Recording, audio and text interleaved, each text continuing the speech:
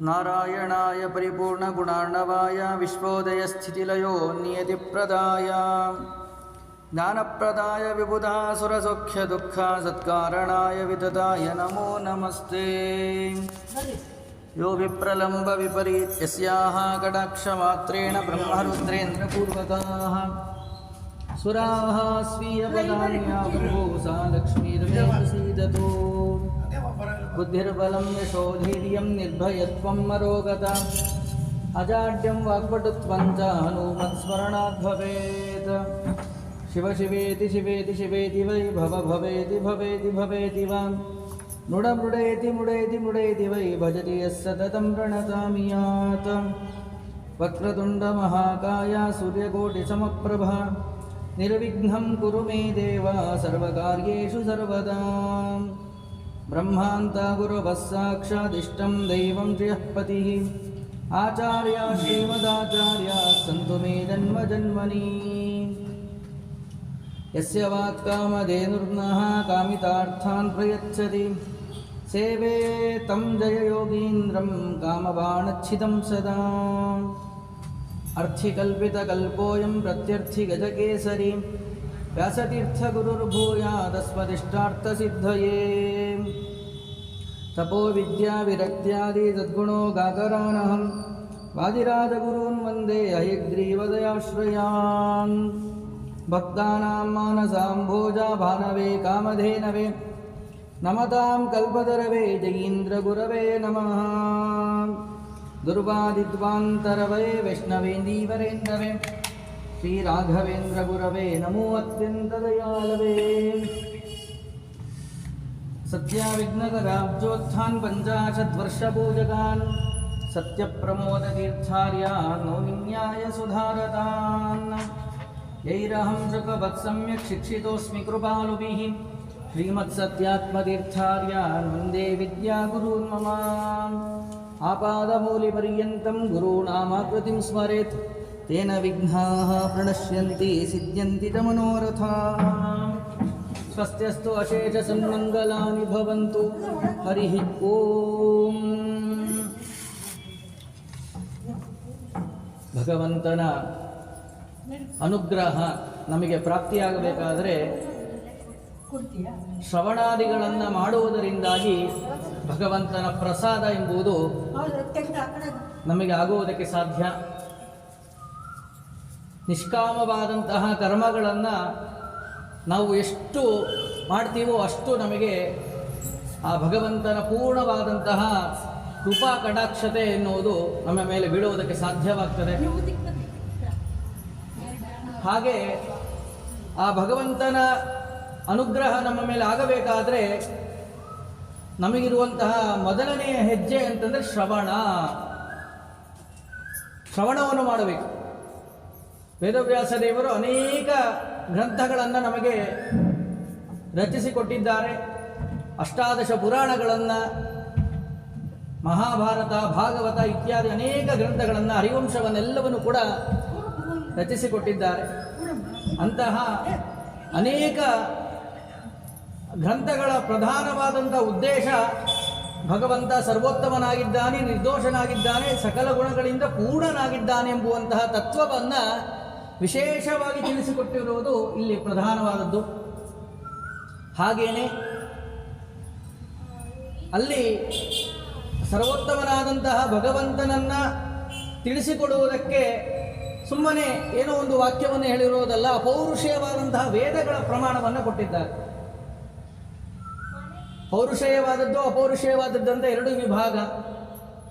ಅಪೌರುಷೇಯವಾದದ್ದು ವೇದಗಳು, ಅವನ್ನು ಯಾರೂ ಕೂಡ ರಚನೆ ಮಾಡಿಲ್ಲ. ಅನಾದಿ ಕಾಲದಿಂದಾಗಿ ಅದು ಬಂದಿರುವುದು. ಅದನ್ನು ನಮಗೆ ದೇವರು ಅದನ್ನು ಅಭಿವ್ಯಕ್ತವನ್ನು ಮಾಡಿ ನಮಗೆ ಕೊಟ್ಟರು. ಹೇಗೆ ಅಂತಂದರೆ, ಬೂದಿ ಮುಚ್ಚಿದಂತಹ ಕೆಂಡ, ಅಲ್ಲಿ ಅಗ್ನಿ ಇರ್ತದೆ, ಬೂದಿಯನ್ನು ಊದಿದಾಗ ಕೆಂಡ ನಮಗೆ ಕಾಣುವುದಕ್ಕೆ ಪ್ರಾರಂಭವಾಗ್ತದೆ. ಹಾಗೆಯೇ ಅದನ್ನು ದೇವರು ಅದನ್ನು ನಮಗೆ ಕಾಣುವಂತೆ ಮಾಡಿ ಅದನ್ನು ಉಪದೇಶವನ್ನು ಮಾಡಿ ಜಗತ್ತಿಗೆ ಅದನ್ನು ಪಠನೆ ಮಾಡುವುದಕ್ಕೆ, ಶ್ರವಣವನ್ನು ಮಾಡುವುದಕ್ಕೆ ಮಹದುಪಕಾರವನ್ನು ಮಾಡಿದರು. ಅಷ್ಟೇ ಅಲ್ಲದೇನೆ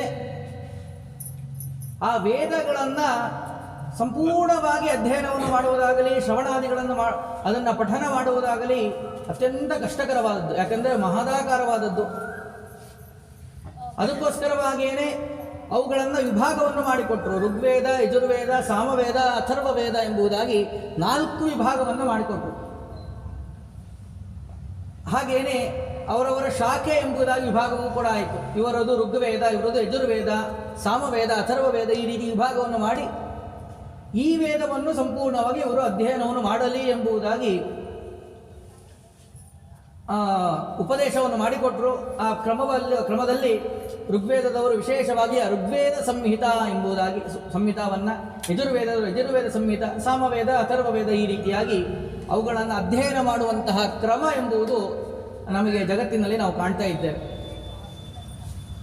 ಆದರೆ ಆ ಕೇವಲ ವೇದಗಳನ್ನು ಪಠನೆಯನ್ನು ಮಾಡಿದರೆ ಸಾಲೋದಿಲ್ಲ, ಅವುಗಳ ಅರ್ಥವನ್ನು ನಾವು ತಿಳಿದುಕೋಬೇಕಾಗುತ್ತೆ. ಸುಮ್ಮನೆ ಅದನ್ನು ಪಠನೆ ಮಾಡಿದಾಗ ಏನು ಪುಣ್ಯ ಬರುತ್ತದೆಯೋ ಅದಕ್ಕಿಂತ ಹೆಚ್ಚಿನ ಪುಣ್ಯ ಅವುಗಳ ಅರ್ಥವನ್ನು ತಿಳಿದಾಗ ನಮಗೆ ಏನು ಅದರಲ್ಲಿರುವಂಥ ವಿಶೇಷತೆ, ಹೇಗೆ ಭಗವಂತ ಸರ್ವೋತ್ತಮ, ಎಲ್ಲ ಮಂತ್ರಗಳಿಂದ ವೇದದಲ್ಲಿ ಬರುವಂಥ ಸರ್ವ ಮಂತ್ರಗಳು ಕೂಡ ಕೇವಲ ವೇದದಲ್ಲಿ ಬರುವುದಲ್ಲ, ನಾವು ಮಾತನಾಡುವಂತಹ ವಾಕ್ಮಯವಾದಂಥ ಏನೇನು ಶಬ್ದಗಳು ಅಂತ ಇದೆಯೋ ಎಲ್ಲ ಶಬ್ದಗಳಿಂದ ಮುಖ್ಯವಾಗಿ ಪ್ರತಿಪಾದ್ಯನಾದವನು, ಅಲ್ಲಿ ತಿಳಿದು ಬರುವವನು ಭಗವಂತನಾದಂಥ ಸರ್ವೋತ್ತಮನಾದಂಥ ಶ್ರೀಮನ್ನಾರಾಯಣ. ಅವನನ್ನು ತಿಳಿಸುವುದಕ್ಕೋಸ್ಕರವಾಗಿಯೇ ಎಲ್ಲ ಶಬ್ದಗಳು ಹೊರಟಿರುವುದು. ಹೀಗೇನೆ ಉದಾಹರಣೆಗೆ ಸರಸ್ವತಿ ಸೂಕ್ತವನ್ನು ನಾವು ಪಠನೆಯನ್ನು ಮಾಡ್ತೇವೆ. ನಮಗೆ ಏನು ಚಿಂತನೆ ಬರುತ್ತದೆ, ಇದು ಸರಸ್ವತಿ ದೇವಿಯನ್ನು ಸ್ತೋತ್ರ ಮಾಡ್ತಾ ಇರುವುದು ಅತ್ಯಂತ ಸತ್ಯವಾದದ್ದೇ. ಆದರೆ ಕೇವಲ ಸರಸ್ವತಿ ದೇವಿಯನ್ನಲ್ಲ, ಮುಖ್ಯವಾಗಿ ಆ ಸ್ತೋತ್ರ ತಿಳಿದು ಬರುವುದು ಭಗವಂತನನ್ನೇ. ಅಮುಖ್ಯವಾಗಿ ಸರಸ್ವತಿ ದೇವಿಯನ್ನು ಕೂಡ ಸ್ತೋತ್ರ ಮಾಡಿದಂತೆ ಆಗ್ತದೆ. ಆದರೆ ಪುರುಷ ಸೂಕ್ತ ಇರ್ಬೋದು, ವಿಷ್ಣು ಸೂಕ್ತ ಇರ್ಬೋದು, ಎಲ್ಲವೂ ಕೂಡ ಕೇವಲ ಭಗವಂತನನ್ನೇ ಸ್ತೋತ್ರ ಮಾಡುವಂಥದ್ದು.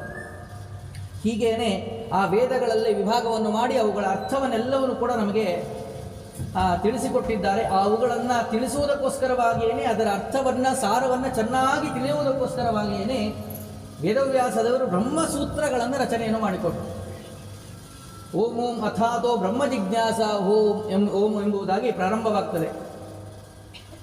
ಬ್ರಹ್ಮ ವಿಷಯಕವಾದಂಥ ಜಿಜ್ಞಾಸೆಯನ್ನು ಎಲ್ಲರೂ ಕೂಡ ಮಾಡಬೇಕು. ಬ್ರಹ್ಮ ಅಂತಂದರೆ ಭಗವಂತ ಅಂತ ಅರ್ಥ. ಜನ್ಮಾದ್ಯಸ್ಯ ಯತಃ ಸೃಷ್ಟ್ಯಾದಿ ಅಷ್ಟಕಗಳನ್ನು, ಸೃಷ್ಟಿ, ಸ್ಥಿತಿ, ಲಯ, ನಿಯಮನ, ಜ್ಞಾನ, ಅಜ್ಞಾನ, ಬಂಧ, ಮೋಕ್ಷ ಎಲ್ಲವನ್ನು ಕೂಡ ಮಾಡುವವನು ಭಗವಂತನೇ. ನಾವೇನು ಸಾಮಾನ್ಯವಾಗಿ ತಿಳಿದಿರೋದು ಸೃಷ್ಟಿಕರ್ತ ಬ್ರಹ್ಮ, ಸ್ಥಿತಿಕರ್ತ ವಿಷ್ಣು, ಲಯಕರ್ತ ಶಿವ ಎಂಬುದಾಗಿ ತಿಳ್ಕೊಂಡ್ಬಿಟ್ಟಿದೆ. ಇಷ್ಟೇ ಅಲ್ಲ, ಭಗವಂತ ಆಜ್ಞೆಯಂತೆ, ಭಗವಂತನ ಆಜ್ಞೆಯಂತೆ ಬ್ರಹ್ಮದೇವರು ಸೃಷ್ಟಿಯನ್ನು ಮಾಡ್ತಾರೆ. ನಾರಾಯಣನ ಆಜ್ಞೆಯಂತೆ ಶಿವ ಲಯ ಕಾರ್ಯವನ್ನು ಮಾಡ್ತಾನೆ ಸ್ವತಂತ್ರವಾಗಿ. ತೇನ ವಿನ ತೃಣಮಪಿ ನ ಚಲತಿ, ಒಂದು ಹುಲ್ಲು ಕಡ್ಡಿಯೂ ಕೂಡ ಅಲ್ಲಾಡೋದಿಲ್ಲ. ಅಂತಹದರಲ್ಲಿ ಸೃಷ್ಟಿ ಕಾರ್ಯ ಅಂತಂದ್ರೆ ಬಹಳ ದೊಡ್ಡದು. ಅಂತಹದ್ದು ಸೃಷ್ಟಿ ಕಾರ್ಯವಾಗಲಿ ಲಯ ಕಾರ್ಯವಾಗಲಿ ಎಲ್ಲವನ್ನು ಕೂಡ ಆ ಶಿವನ ಒಳಗಡೆ ಭಗವಂತನೇ ನಿಂತು ಈ ಕಾರ್ಯವನ್ನು ಮಾಡಿಸಿರ್ತಾನೆ.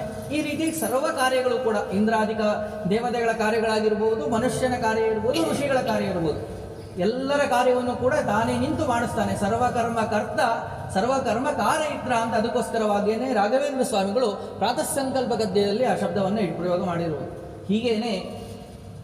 ಹಾಗೇನೆ ಇದೆಲ್ಲವೂ ಕೂಡ ವೇದಗಳ ವಿಭಾಗಗಳಾದರೆ ಅವುಗಳನ್ನು ಅರ್ಥ ತಿಳಿಸುವುದಕ್ಕೋಸ್ಕರವಾಗಿಯೇ ಹೊರಟಂತಹ ಗ್ರಂಥಗಳು ಎಲ್ಲ ಪೌರುಷಯ ಗ್ರಂಥಗಳು ಎಲ್ಲವೂ ಇರ್ಬೋದು. ನಾವು ನೋಡುವಂತಹ ಗ್ರಂಥಗಳು ಏನೇನು ನೋಡ್ತೇವೋ, ಭಾಗವತಾದಿಗಳಿರ್ಬೋದು, ಹರಿವಂಶ, ಮಹಾಭಾರತ, 18 ಪುರಾಣಗಳಿರ್ಬೋದು, ಎಲ್ಲವೂ ಅಷ್ಟೇ.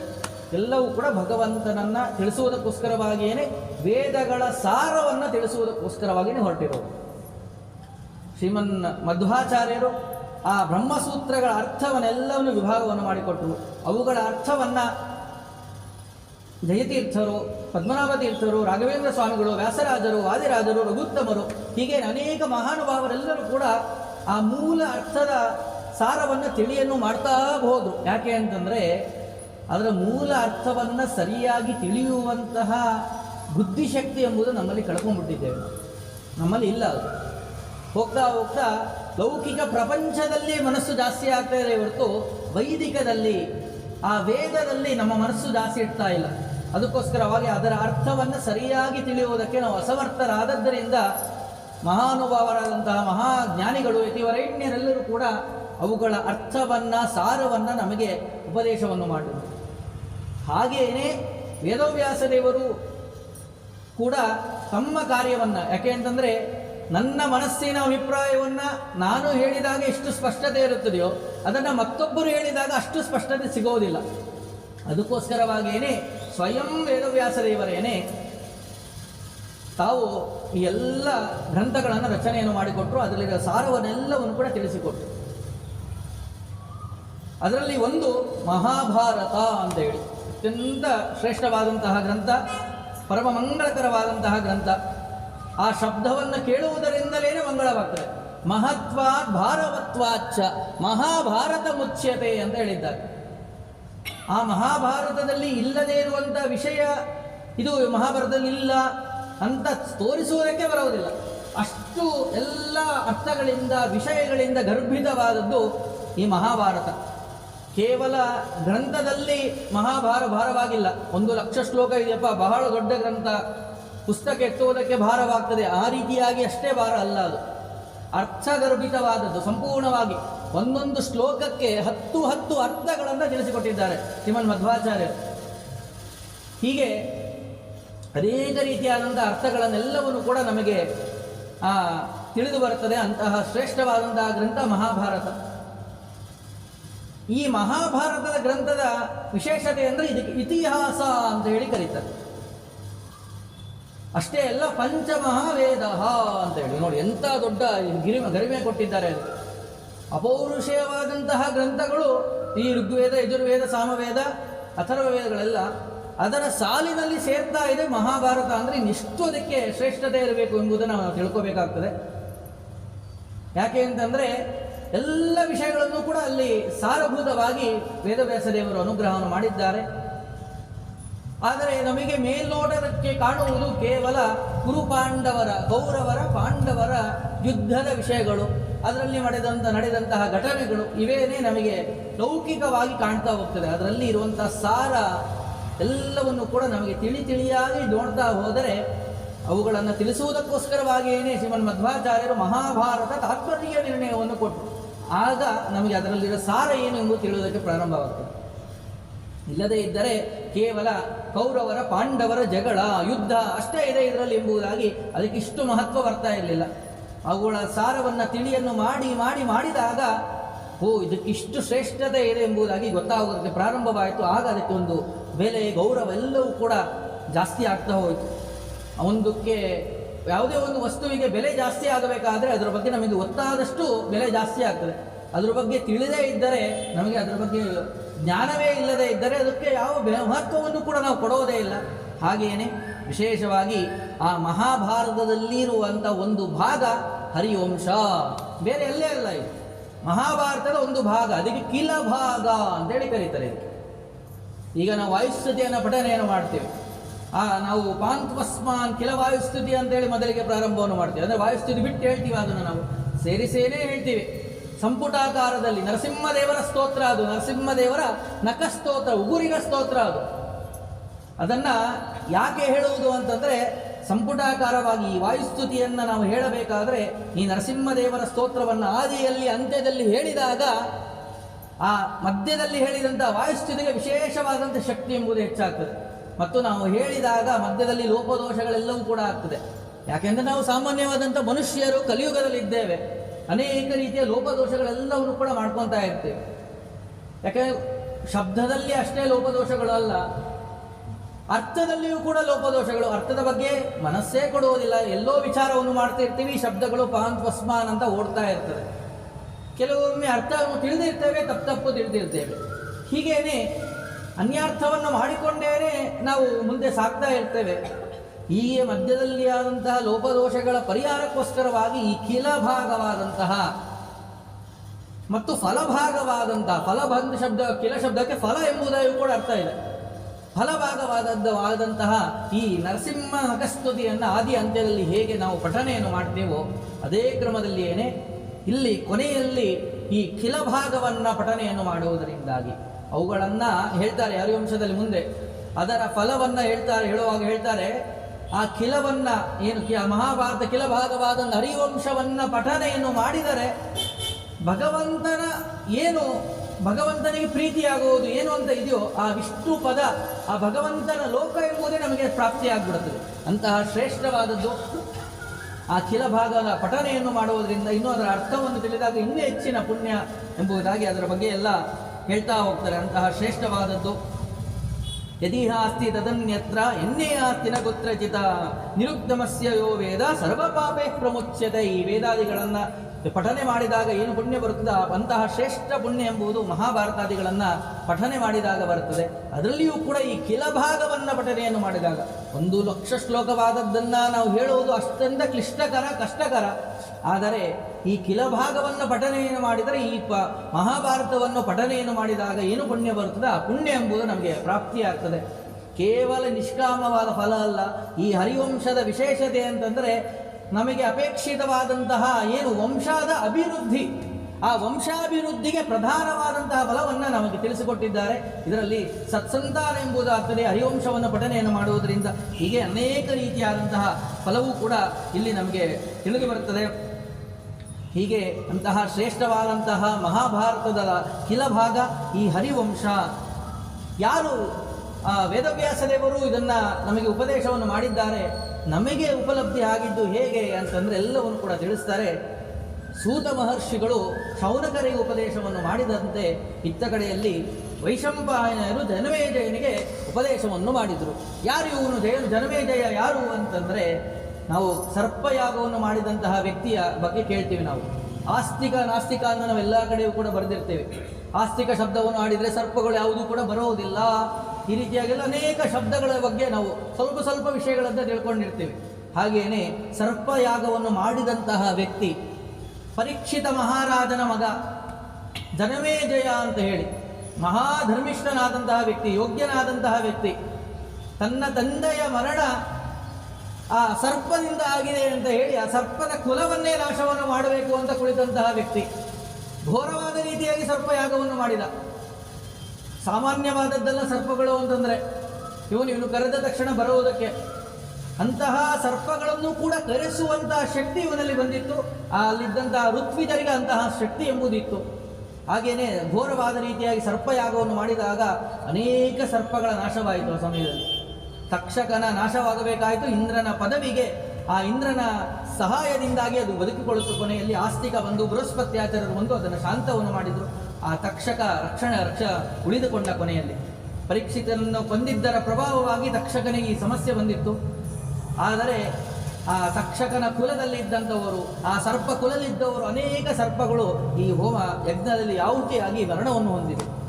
ಅದರ ಪಾಪ ಎಲ್ಲವೂ ಕೂಡ ಇತ್ತಲ್ಲ, ಎಲ್ಲವೂ ಕೂಡ ಸುಮ್ಮನೆ ಹೋಗೋದೇ ಇಲ್ಲ. ಮಾಡಿದಂತಹ ಪುಣ್ಯ ಇರಬಹುದು, ಮಾಡಿದಂತಹ ಪಾಪಗಳಿರಬಹುದು, ಸುಮ್ಮನೆ ಹೋಗುವುದೇ ಇಲ್ಲ. ಅವು ಫಲವನ್ನು ಕೊಟ್ಟೇ ಹೋಗುವುದು. ಪುಣ್ಯವನ್ನು ಅಷ್ಟೇ. ಇವತ್ತಿನ ದಿನ ನಾವು ಹರಿವಂಶದ ಶ್ರವಣವನ್ನು ಮಾಡ್ತಾ ಇದ್ದೇವೆ ಅಂತಂದರೆ ಆ ಪುಣ್ಯ ವ್ಯರ್ಥವಾಗಿ ಹೋಗುವುದೇ ಇಲ್ಲ. ನದೇವ ತೋಷಣಂ ವೃಥ. ಭಗವಂತನನ್ನು ಸಂತೋಷವನ್ನು ಪಡಿಸಿದಂತಹ ಒಂದು ಕಾರ್ಯ ಶ್ರವಣ. ಆ ಶ್ರವಣ ಎಂಬುವಂತಹ ದೊಡ್ಡ ಕಾರ್ಯವನ್ನು ನಾವು ಮಾಡ್ತಾ ಇದ್ದೇವೆ, ದೊಡ್ಡ ಯಜ್ಞದಲ್ಲಿ ಭಾಗಿಯಾಗಿದ್ದೇವೆ. ಆ ಪುಣ್ಯ ಎಂಬುದು ನಮಗೆ ಫಲವನ್ನು ಕೊಟ್ಟೇ ಕೊಡುತ್ತದೆ ಎಂಬುವಂಥ ಅತ್ಯಂತ ಪರಮ ವಿಶ್ವಾಸ ಎಂಬುದು ನಮಗೆ ಮುಖ್ಯ. ಆ ವಿಶ್ವಾಸ ಇತ್ತು ಅಂತಂದರೆ ನಮಗೆ ನಿಶ್ಚಿತವಾಗಿಯೂ ಕೂಡ ಅದು ನಮಗೆ ಫಲ ಎಂಬುದು ಸಿಗ್ತದೆ. ಆ ಕ್ರಮದಲ್ಲಿ ವಿಶೇಷವಾಗಿ ಆ ಹರಿವಂಶವನ್ನು ಜನಮೇಜಯ ರಾಜ ತಾನು ವೈಶಂಪಾಯನರಿಂದಾಗಿ ಶ್ರವಣವನ್ನು ಮಾಡಿದ್ದ. ಉದ್ದೇಶ ಈ ರೀತಿ ಅನೇಕ ಸರ್ಪ ಕುಲಗಳನ್ನು ನಾಶವನ್ನು ಮಾಡಿದ್ದ. ಆ ಪಾಪಗಳ ಪರಿಹಾರವಾಗಬೇಕಾಗಿದೆ. ಏನು ಮಾಡಬೇಕು ಅಂತ ಕೇಳಿದಾಗ ಮಹಾಭಾರತವನ್ನು ಶ್ರವಣವನ್ನು ಮಾಡು ಎಂಬುದಾಗಿ ಆಜ್ಞೆಯನ್ನು ಮಾಡಿದಾಗ ಅದನ್ನು ಕೇಳಿ ಅವಶ್ಯವಾಗಿ ಮಾಡ್ತೇನೆ ಅಂತ ಹೇಳಿ ಮಹಾಭಾರತವನ್ನು ಹರಿವಂಶವನ್ನು ತಾನು ಶ್ರವಣವನ್ನು ಮಾಡಿ ತಾನು ಸರ್ವ ಪಾಪೇ ಪ್ರಮುಚ್ಯತೆ, ಎಲ್ಲ ಪಾಪಗಳನ್ನು ಕಳೆದುಕೊಂಡ. ನೋಡಿ ಎಂಥ ಮಹಾಪಾಪ. ನಾವು ಸಾಮಾನ್ಯವಾಗಿ ನಾವು ಜಗತ್ತಿನಲ್ಲಿ ಈಗ ನಾವು ಕೇಳ್ತಾ ಇದ್ದೇವೆ, ಒಂದು ಸರ್ಪವನ್ನು ನಾಶವನ್ನು ಮಾಡಿದರೆ ಅವರ ವಂಶದಲ್ಲಿ ಸಂತಾನವಾಗ್ತಾ ಇಲ್ಲ, ಅನೇಕ ದೋಷಗಳು ಕಾಡ್ತಾ ಇದೆ, ಮನೆಯಲ್ಲಿ ಅಭಿವೃದ್ಧಿ ಆಗ್ತಾ ಇಲ್ಲ, ತೊಂದರೆಗಳಾಗ್ತಾ ಇದೆ, ಮನೆಯಲ್ಲಿ ಜಗಳವಾಗ್ತಾ ಇದೆ, ತುಂಬ ರೀತಿಯಾದಂತಹ ಸಮಸ್ಯೆಗಳನ್ನು ಕೇಳ್ತೀವಿ. ಯಾಕೆ ಅಂದರೆ ಸರ್ಪಕ್ಕೆ ನೀವು ಹಾನಿಯನ್ನು ಮಾಡಿದ್ದೀರಾ, ನಿಮ್ಮ ವಂಶದಲ್ಲಿ ಯಾರೋ ಮಾಡಿದ್ದಾರೆ. ಆ ಜ್ಯೋತಿಷ್ಯರು ಹೇಳ್ತಾ ಇರ್ತಾರೆ, ನಿಮ್ಮ ಕುಲದಲ್ಲಿ ಪೂರ್ವಜರು ಯಾರೋ ಸರ್ಪವನ್ನು ನಾಶವನ್ನು ಮಾಡಿದ್ದಾರೆ, ಅದರ ಪ್ರಭಾವವಾಗಿ ನಿಮಗೆ ಇಷ್ಟೆಲ್ಲ ಸಮಸ್ಯೆ ಬಂದಿದೆ ಅಂತ ಕೇಳ್ತೀವಿ. ನೋಡಿ, ಅಂತಹದು ಪೂರ್ವಜರು ಯಾರೋ ಮಾಡಿದಂತಹ ಸರ್ಪನಾಶಕ್ಕೆ ಅದರ ಫಲವನ್ನು ಕಷ್ಟವನ್ನು ಎಷ್ಟೋ ತಲೆಮಾರಾದರೂ ಕೂಡ ಅದನ್ನು ಅನುಭವಿಸುವಂತಹ ಚರಿತ್ರೆಗಳನ್ನು ಘಟನೆಗಳನ್ನು ಈಗಲೂ ಕೂಡ ನಾವು ಕೇಳ್ತೇವೆ. ಎಲ್ಲವೂ ಕೂಡ ಪ್ರಶ್ನೆ ಜಾತಕಗಳಲ್ಲಿಯೂ ಕೂಡ ಪ್ರತ್ಯಕ್ಷವಾಗಿ ಬರ್ತದೆ. ಈ ರೀತಿಯಾಗಿ ಸಮಸ್ಯೆಗಳಿದ್ದರಿಂದ ಸರ್ಪನಾಶ ಮಾಡಿದ್ದರಿಂದಾಗಿ ಈ ರೀತಿ ಆಗಿದೆ ಅಂತ ಹೇಳಿ. ಅಂತಹ ಅದು ಕೇವಲ ಒಂದು ಸರ್ಪ ಅಲ್ಲ, ಸಾವಿರಾರು ಸರ್ಪಗಳ ರಾಶಿಯನ್ನೇ ಕುಲವನ್ನೇ ನಾಶವನ್ನು ಮಾಡಿದಂತಹ ವ್ಯಕ್ತಿ ಜನಮೇಜಯ. ಇಷ್ಟು ಪಾಪಗಳು ಬಂದಿರ್ತದೆ. ಆ ಪಾಪಗಳೆಲ್ಲವೂ ಕೂಡ ಹೋದದ್ದು ಹೇಗೆ ಅಂತಂದರೆ ಮಹಾಭಾರತ ಹರಿವಂಶದ ಶ್ರವಣದಿಂದಾಗಿ. ನೋಡಿ ಎಷ್ಟು ಫಲ ಇದೆ ಮಹಾಭಾರತಕ್ಕೆ, ಹರಿವಂಶಕ್ಕೆ. ಅದನ್ನು ಶ್ರವಣ ಮಾಡುವುದರಿಂದ ಸರ್ವ ಪಾಪೈಹಿ, ಎಲ್ಲ ಪಾಪಗಳಿಂದಲೂ ಕೂಡ ಅವನು ಮೋಚನೆಗೊಂಡ ಶುದ್ಧನಾದ ಆ ಭಗವಂತನ ಪೂರ್ಣವಾದ ಅನುಗ್ರಹ ಎಂಬುದು ಪ್ರಾಪ್ತಿಯಾಯಿತು. ಅಂತಹ ವಿಶೇಷತೆ ಫಲ ಎಂಬುದು ಶ್ರವಣಕ್ಕೆ ಇದೆ ಎಂಬುವಂತಹ ದೊಡ್ಡ ವಿಷಯವನ್ನು ನಾವು ಮೊದಲು ತಿಳ್ಕೋಬೇಕು. ಏನು ಸುಮ್ಮನೆ ಕೇಳುವುದು ಅಲ್ಲ. ನೋಡಿ, ದೊಡ್ಡದಾದಂತಹ ಎಂಥ ಅನರ್ಥ ಆಗಬೇಕಾಯಿತು ಅವನಿಗೆ. ಆ ಘೋರವಾದ ಅನರ್ಥದಿಂದ ಅವನು ಹೊರಗೆ ಬಂದು ಎಲ್ಲ ಪಾಪಗಳಿಂದ ಕಳ್ಕೊಂಡು ಕೊನೆಯಲ್ಲಿ ಶ್ರೇಷ್ಠವಾದ ಸ್ಥಾನವನ್ನು ಪಡೆದು ಸದ್ಗತಿಯನ್ನು ಹೊಂದಿದ ಎಂಬುದಾಗಿ ನಾವು ಕೇಳ್ತೇವೆ. ಅಂತಹದು ಹೀಗೇನೆ ಅಂತಹ ಶ್ರೇಷ್ಠವಾದಂತಹ ಗ್ರಂಥ ಹರಿವಂಶ. ಇದರಲ್ಲಿ 3 ವಿಭಾಗಗಳಿದೆ. ಅದರಲ್ಲಿ ಈಗ 18 ವಿಭಾಗಗಳನ್ನು ಮಾಡಿದ್ದಾರೆ ಮಹಾಭಾರತದಲ್ಲಿ. ಇದರಲ್ಲಿಯೂ ಕೂಡ 3 ವಿಭಾಗಗಳನ್ನು ಮಾಡಿದ್ದಾರೆ. ಅದಕ್ಕೆ ಒಂದು ಹೆಸರು ಹರಿವಂಶ ಅಂತಲೇ ಹೆಸರು. ಹರಿವಂಶ ಪರ್ವ ಅಂತ ಹೇಳಿ ಹೆಸರು. ಈಗ ನಾವು ಏನು ಪ್ರಾರಂಭವನ್ನು ಮಾಡ್ತಾ ಇದ್ದೇವೋ, ಆದಿಯಿಂದಾಗಿ ಪ್ರಾರಂಭವಾಗುವುದು ಇದಕ್ಕೆ ಹರಿವಂಶ ಪರ್ವ ಅಂತ ಹೇಳಿ ಕರೀತಾರೆ. ಎರಡನೆಯದು ಆ ಭಗವಂತ ವಿಶೇಷವಾದಂಥ ವಿಷಯಗಳನ್ನು ತಿಳಿಸಿಕೊಡ್ತಾ ಇದೆ. ಅದಕ್ಕೋಸ್ಕರವಾಗಿ ಅದಕ್ಕೆ ವಿಷ್ಣು ಪರ್ವ, ಕೃಷ್ಣನ ಚರಿತ್ರೆ ವಿಶೇಷವಾಗಿದೆ. ಮತ್ತೊಂದು ಭವಿಷ್ಯತ್ ಪರ್ವ ಅಂತೇಳಿ, ಭವಿಷ್ಯದ ವಿಷಯಗಳನ್ನು, ಮುಂದಿನ ನಡೆಯುವಂಥ ವಿಷಯಗಳು ಮತ್ತು ರಾಜರ ವಿಷಯಗಳೆಲ್ಲವೂ ಕೂಡ ಭವಿಷ್ಯತ್ ಪರ್ವದಲ್ಲಿ ತಿಳಿದು ಬರ್ತದೆ ನಮಗೆ. ಅನೇಕ ವಿಷಯಗಳಿಂದ ಕೂಡಿದಂತಹ ಶ್ರೇಷ್ಠವಾದಂತಹ ಗ್ರಂಥ. ಆಗಲೇ ಕೇಳಿದ್ವಿ, ಇದು ಫಲಭಾಗ, ಫಲವನ್ನು ತಿಳಿಸ್ಕೊಡ್ತಾ ಇರುವುದು ಅಂತ. ಯಾಕೆ ಅಂತಂದರೆ ಇಲ್ಲಿ ಕೃಷ್ಣನ ಚರಿತ್ರೆ ಎಂಬುದು ವಿಸ್ತಾರವಾಗಿ ಬಂದಿದೆ. ನಮಗೆ ಯಾವುದು ಶ್ರೇಷ್ಠ ಅಂತಂದರೆ, ಯಾವುದು ಕೃಷ್ಣನನ್ನು ತಿಳಿಸಿಕೊಡುತ್ತದೆಯೋ ಅಂತಹ ಗ್ರಂಥ ಎಂಬುದು ಶ್ರೇಷ್ಠ ಅಂತೇಳಿ. ಮುಂದೆ ಭಾಗವತದ ಕೃಷ್ಣ ಪರಂಧಾಮಕ್ಕೆ ಹೋಗುವಂತಹ ಸಮಯದಲ್ಲಿ ಕೇಳ್ತಾರೆ, ನೀನು ಹೊರಟುಬಿಟ್ಯಪ್ಪ, ಇನ್ನು ಮುಂದೆ ಜಗತ್ತನ್ನು ರಕ್ಷಣೆಯನ್ನು ಮಾಡೋರು ಯಾರು ಅಂತಂದರೆ ಶ್ರೀಮದ್ ಭಾಗವತಾಖ್ಯೋಯಂ ಪ್ರತ್ಯಕ್ಷ ಕೃಷ್ಣ ಏವಹಿ ಎಂಬುದಾಗಿ ಹೇಳ್ತಾರೆ. ಈ ಶ್ರೀಮದ್ ಭಾಗವತ ಎಂಬುದು ಆ ಸಾಕ್ಷಾತ್ ಪ್ರತ್ಯಕ್ಷನ ಸ್ವರೂಪ. ಏನು ಭಾಗವತ ಅಂತಂದರೆ ಒಂದು ಏನು ಗ್ರಂಥವನ್ನು ಭಾಗವತ ಅಂತ ನಾವು ನೋಡ್ತೀವೋ ಅದೊಂದೇ ಗ್ರಂಥ ಅಂತ ಲೆಕ್ಕವೋ ಅಲ್ಲ. ಭಗವತ್ ಸಂಬಂಧಿಯಾದಂತಹ ಗ್ರಂಥಗಳು, ಭಗವಂತನನ್ನು ತಿಳಿಸಿಕೊಡುವಂತಹ ಗ್ರಂಥಗಳು ಅಂತ ಏನಿದವೋ ಎಲ್ಲವೂ ಕೂಡ ಭಾಗವತ. ವೈಷ್ಣವರು ಯಾರು ಅಂತಂದರೆ ವಿಷ್ಣುವನ್ನು ಆರಾಧಕರು ಯಾರ್ಯಾರಿದ್ದವರು ಅವರೆಲ್ಲರೂ ಕೂಡ ವಿಷ್ಣು ಸಂಬಂಧಿಗಳು ವೈಷ್ಣವರು. ಶಿವನನ್ನ ಯಾರು ಉಪಾಸನೆಯನ್ನು ಮಾಡ್ತಾರೋ, ಆರಾಧನೆಯನ್ನು ಮಾಡ್ತಾರೋ ಅವರೆಲ್ಲರೂ ಕೂಡ ಶೈವರು. ಈ ರೀತಿಯಾಗಿ ವಿಭಾಗಗಳನ್ನು ಮಾಡಿರ್ತಾರೆ. ಹೀಗೇನೆ ಆ ಭಗವಂತನನ್ನು ತಿಳಿಸಿಕೊಡುವಂತಹ ಗ್ರಂಥಗಳು ಅಂತ ಏನಿದ್ದಾವೋ ಅವೆಲ್ಲವೂ ಕೂಡ ಭಾಗವತ. ಹಾಗೇನೆ ಆ ಅಂದರೆ ಏನಂತ ಆಯಿತು, ಹರಿವಂಶ ಎಂಬುದು ಸಾಕ್ಷಾತ್ ಭಗವಂತನ ಒಂದು ಸ್ವರೂಪ. ಆ ಭಗವಂತನ ಸ್ವರೂಪ ಯಾವುದು ಅಂತಂದರೆ ಶ್ರೀಮದ್ ಭಾಗವತ, ಹರಿವಂಶ, ಮಹಾಭಾರತ. ಅದರಲ್ಲಿಯೂ ಕೂಡ ವಿಶೇಷತೆ ಹರಿವಂಶಕ್ಕೆ. ಯಾಕೆ ಅಂತಂದರೆ ನಾವು ಇದರಲ್ಲಿ ಮುಂದೆ ಕೇಳ್ತಾರೆ, ನಮಗೆ ಕುರುಪಾಂಡವರ ಚರಿತ್ರೆಯನ್ನು ವಿಸ್ತಾರವಾಗಿ ತಿಳಿಸಿಕೊಟ್ರಿ, ಈ ವೃಷ್ಟಿ ಅಂಧಕರ ಚರಿತ್ರೆಯನ್ನು ತಿಳಿಸಿಕೊಡಿ. ಅದನ್ನು ಸ್ವಲ್ಪ ಸಂಕ್ಷೇಪವಾಗೆಲ್ಲ ತಿಳಿಸಿದ್ರಿ. ವೃಷ್ಟಿ ಅಂದರೆ ಯಾದವರು, ಆ ಯಾದವರ ಕುಲಗಳನ್ನು, ಯದುಕುಲದ ಬಗ್ಗೆ ಎಲ್ಲ ನಮಗೆ ಸಂಕ್ಷೇಪವಾಗಿ ಹೇಳಿದ್ದೀರಾ, ವಿಸ್ತಾರವಾಗಿ ಹೇಳಿ ಅಂತ ಹೇಳಿ ಆ ಜನಮೇಜಯ ವೈಶಂಪಾಯನರಿಗೆ ಪ್ರಶ್ನೆಯನ್ನು ಮಾಡ್ತಾನೆ. ಕೃಷ್ಣನ ಚರಿತ್ರೆಯನ್ನು ವಿಸ್ತಾರವಾಗಿ ತಿಳಿಸಿಕೊಡಿ ಅಂತ ಕೇಳಿದಾಗ ಬಹಳ ವಿಸ್ತಾರವಾಗಿ ಅದನ್ನು ತಿಳಿಸಿಕೊಟ್ಟಿದ್ದಾರೆ ಈ ಹರಿವಂಶದಲ್ಲಿ.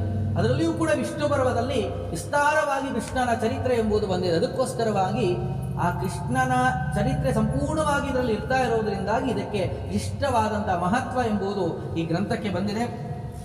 ಹರಿವಂಶಸ್ತತಃ ಪರ್ವ ಪುರಾಣಂ ಖಿಲ ಸಂಗೀತಂ ಭವಿಷ್ಯ ಪರ್ವಚಾಪ್ಯುಕ್ತಂ ಕಿಲೇಶ್ವಯವಾದ್ಭುತಂ ಮಹತ.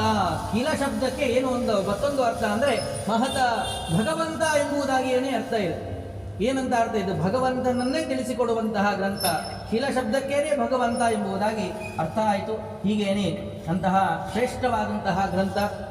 ಹೀಗೇನೆ ನಾವು ಕೇವಲ ಇಲ್ಲಿ ನಾವು ನೋಡುವಂತಹ ಸ್ವಾಯುಸ್ತುತಿ ಇರ್ಬೋದು, ಮಹಾಭಾರತ ಇಲ್ಲಿ ಮಾತ್ರ ಖಿಲ ಭಾಗ ಅಂತ ನಮಗೆ ಇರೋದಲ್ಲ. ಇದು ಕಿಲಭಾಗ ಏನು ಕೇವಲ ಪೌರುಷೇಯವಾಗಿ ಬಂದಿರೋದಲ್ಲ, ಅಪೌರುಷೇಯವಾಗಿಯೂ ಕೂಡ ಕಿಲಭಾಗ ಎಂಬುದು ಇದೆ. ಹೇಗೆ ಅಂತಂದರೆ ಅದನ್ನು ಹೇಳ್ತಾರೆ. ನಾವು ಏನು ಋಗ್ವೇದ ಸಂಹಿತ ಅಂತ ಕೇಳ್ತೀವಿ, ಋಗ್ವೇದದಲ್ಲಿ ಶ್ರೀ ಸೂಕ್ತ ಎಲ್ಲವೂ ಕೂಡ ಕಿಲಭಾಗದಲ್ಲಿ ಬರುವಂತಹದ್ದು. ಇವೆಲ್ಲವೂ ಕೂಡ ನಮಗೆ ಋಗ್ವೇದ ಸಂಪೂರ್ಣವಾಗಿ ನೋಡಿದರೂ ಕೂಡ, ಸಂಹಿತ ಸಂಪೂರ್ಣ ಹುಡುಕಿದ್ರೂ ಕೂಡ ಆ ಹಿರಣ್ಯವರ್ಣಾಮ ಅಂತ ಏನು ನಾವು ಹೇಳ್ತೀವೋ ಶ್ರೀ ಸೂಕ್ತ ಸಂಪೂರ್ಣವಾಗಿ ಅಲ್ಲಿ ಸಿಗೋದಿಲ್ಲ. ಅದು ಕಿಲಭಾಗದಲ್ಲಿ ಸಿಗುವಂತಹದ್ದು. ಅದಕ್ಕೆ ಕಿಲ ಶಬ್ದಕ್ಕೆ ಫಲ ಎಂಬುದಾಗಿ ಕೂಡ ಅರ್ಥ ನೋಡಿ. ಅದಕ್ಕೆ ಶ್ರೀ ಸೂಕ್ತ ಲಕ್ಷ್ಮಿಯನ್ನು ಕೊಡುವಂತಹದ್ದು, ಲಕ್ಷ್ಮಿಯ ಕೃಪಾ ಕಟಾಕ್ಷ ಸಂಪೂರ್ಣವಾಗಿ ಪ್ರಾಪ್ತಿಯಾಗ್ತದೆ ಎಂಬುವಂತಹ ಉದ್ದೇಶದಲ್ಲಿ. ಹೀಗೇನೆ ಯಜುರ್ವೇದದಲ್ಲಿಯೂ ಕೂಡ ಅದೇ ಕ್ರಮದಲ್ಲಿ ಅನೇಕ ವಿಷಯಗಳನ್ನು ತಿಳಿದು ಬರ್ತದೆ. ಆದರೆ ಕಿಲಾನಂ ಶಿವಮಸ್ತುವಾಹ, ಶಿವಮಂಗಳ ಶಿವಮಸ್ತು ಎಂಬುವಂತಹದ್ದು ಏನಿದೆಯೋ ಅದು ನಮಗೆ ಬೇರೆ ಕಡೆ ಸಿಗೋದಿಲ್ಲ. ಕಿಲಭಾಗದಲ್ಲಿ ಶಿವ ಸಂಕಲ್ಪಗಳು ಯಜುರ್ವೇದದ ಕಿಲಭಾಗದಲ್ಲಿ ಸಿಗ್ತದೆ ಹೊರತು ಸಂಪೂರ್ಣ ಯಜುರ್ವೇದ ನಾವು ಹುಡುಕಾಡಿದ್ರು ಕೂಡ ಅದೆಲ್ಲೂ ಕೂಡ ಅದು ಸಿಗೋದಿಲ್ಲ.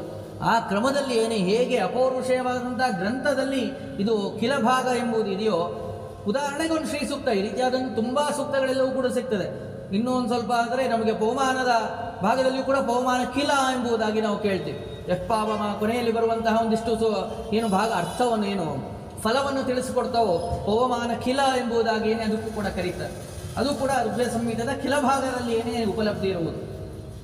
ಆ ಕ್ರಮದಲ್ಲಿ ಅದು ನಮಗೆ ಪ್ರಾಪ್ತಿಯಾಗ್ತದೆ. ಅದರಲ್ಲಿ ಒಂದು ಕಿಲಾನ ಶಿವಮಸ್ತುವಾಹ ಎಂಬುದಾಗಿ ನಾವು ಯಜುರ್ವೇದದಲ್ಲಿ ಕೇಳ್ತೀವಿ. ಅಂತಹ ಶ್ರೇಷ್ಠವಾದದ್ದು ಕಿಲ ಶಬ್ದಕ್ಕೆ ಮಂಗಳ ಎಂಬುದಾಗಿ ಕೂಡ ಅರ್ಥ ಇದೆ. ಕಿಲಸ್ಯ ಹರೇ ಇಷುರ್ಗುಣು ಯತ್ರ ಕಿಲೋ ನಾರಾಯಣ ಪ್ರೋಕ್ತಃ ತದ್ಗುಣ ಇಶವಸ್ಕೃತಃ ಅಂತ ನೋಡಿ. ಕಿಲಃ ನಾರಾಯಣ ಪ್ರೋಕ್ತಃ, ಕಿಲ ಶಬ್ದಕ್ಕೆ ಏನು ಅರ್ಥ ಇದೆ ಅಂದರೆ ನಾರಾಯಣ ಭಗವಂತ ಎಂಬುದಾಗಿ ಅರ್ಥ ಇದೆ. ಅವನನ್ನು ತಿಳಿಸಿಕೊಡುವಂತಹ ತದ್ಗುಣಗಳನ್ನು ತಿಳಿಸಿಕೊಡುತ್ತದೆ ಎಂಬುದಾಗಿ ತಿಳಿಸಿಬರ್ತದೆ. ಹೀಗೆ ಅಂತಹ ಶ್ರೇಷ್ಠವಾದದ್ದು ಅಂತಹ ಈ ಯಾವ ಜನಮೇಜಯ ಇದನ್ನು ಶ್ರವಣವನ್ನು ಮಾಡ್ತಾ ಇದ್ದಾನೆ. ಈ ಜನಮೇಜಯನ ಕುಲ ಇದೆಯಲ್ಲ ಅದು ಮಹಾಶ್ರೇಷ್ಠವಾದಂತಹ ಕುಲ. ಯಾಕೆ ಅಂತಂದರೆ ಶ್ರವಣ ಮಾಡುವುದರಲ್ಲಿ ಅಗ್ರಗಣ್ಯರು ಎಲ್ಲರೂ ಕೂಡ, ಪ್ರತಿಯೊಬ್ಬರೂ ಕೂಡ ವಿಶೇಷವಾಗಿ ಅದನ್ನು ಶ್ರವಣವನ್ನು ಮಾಡಿಕೊಂಡೇನೆ ಬೆಳೆದವರು. ನಾವು ಅರ್ಜುನನಿಂದ ನೋಡುವುದಕ್ಕೆ ಪ್ರಾರಂಭ ಮಾಡಿದರೆ ಅರ್ಜುನ ತಾನು ಸಾಕ್ಷಾತ್ ಕೃಷ್ಣ ಪರಮಾತ್ಮನಿಂದಲೇ ಶ್ರವಣವನ್ನು ಮಾಡಿದಂಥ ಮಹಾನುಭಾವ.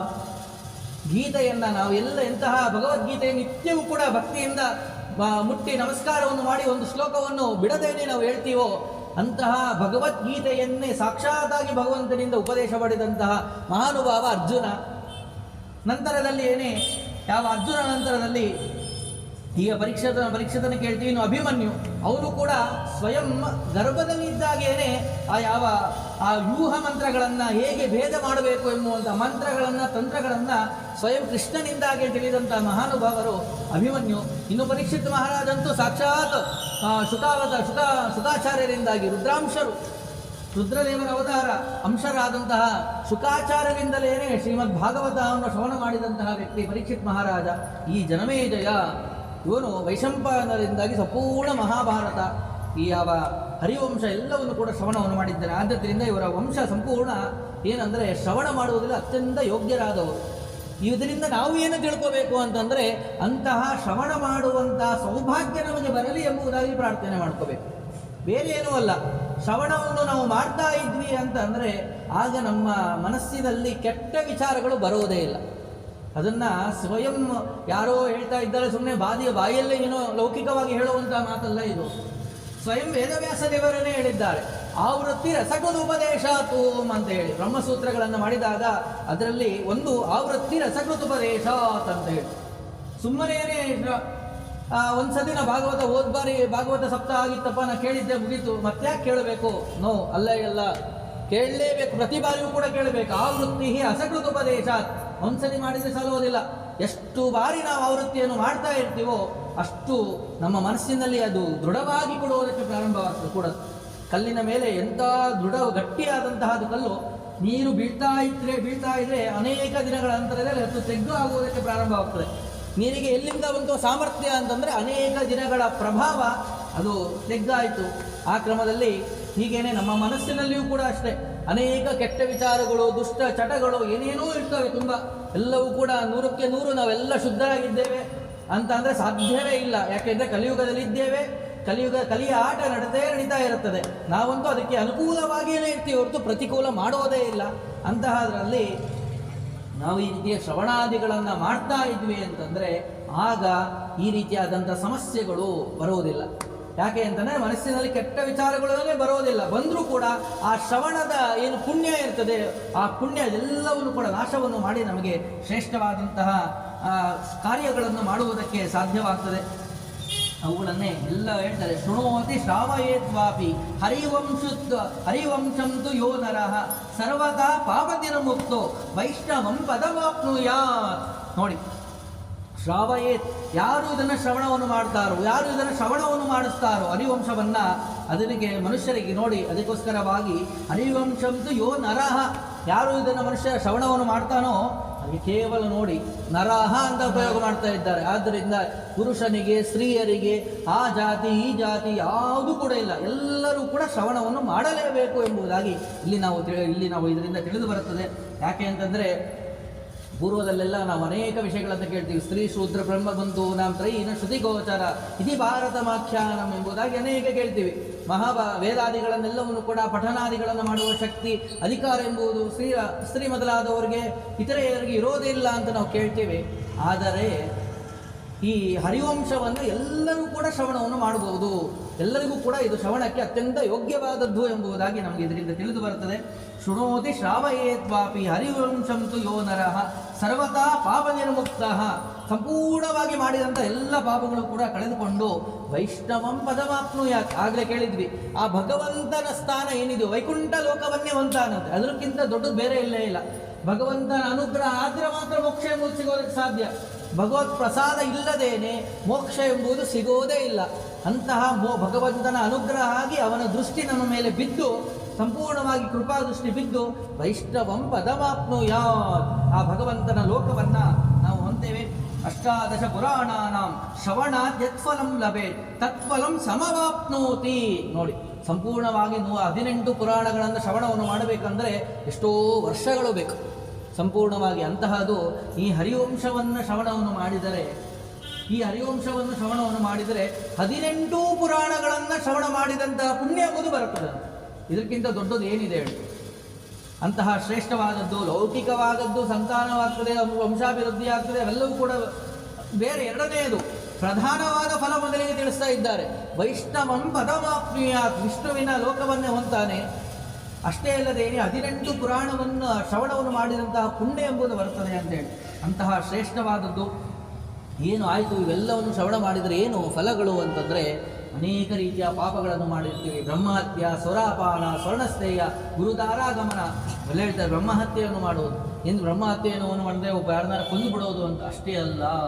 ಬ್ರಹ್ಮಹತ್ಯೆ ಅಂದರೆ ಒಬ್ಬ ಬ್ರಾಹ್ಮಣನಿಗೆ, ನಾವು ಯೋಗ್ಯನಾದಂಥ ಬ್ರಾಹ್ಮಣನಿಗೆ ಅವನೇನೂ ತಪ್ಪು ಮಾಡದೇ ಇದ್ರೂ ಕೂಡ ಅವನಿಗೆ ನಿಂದನೆಯನ್ನು ಮಾಡಿದರೆ, ಬೈದರೆ, ಹೊಡೆದರೆ ಇದು ಬ್ರಹ್ಮಹತ್ಯೆಗೆ ಸಮವಾದಂತಹ ಪಾಪವಾಗ್ತದೆ.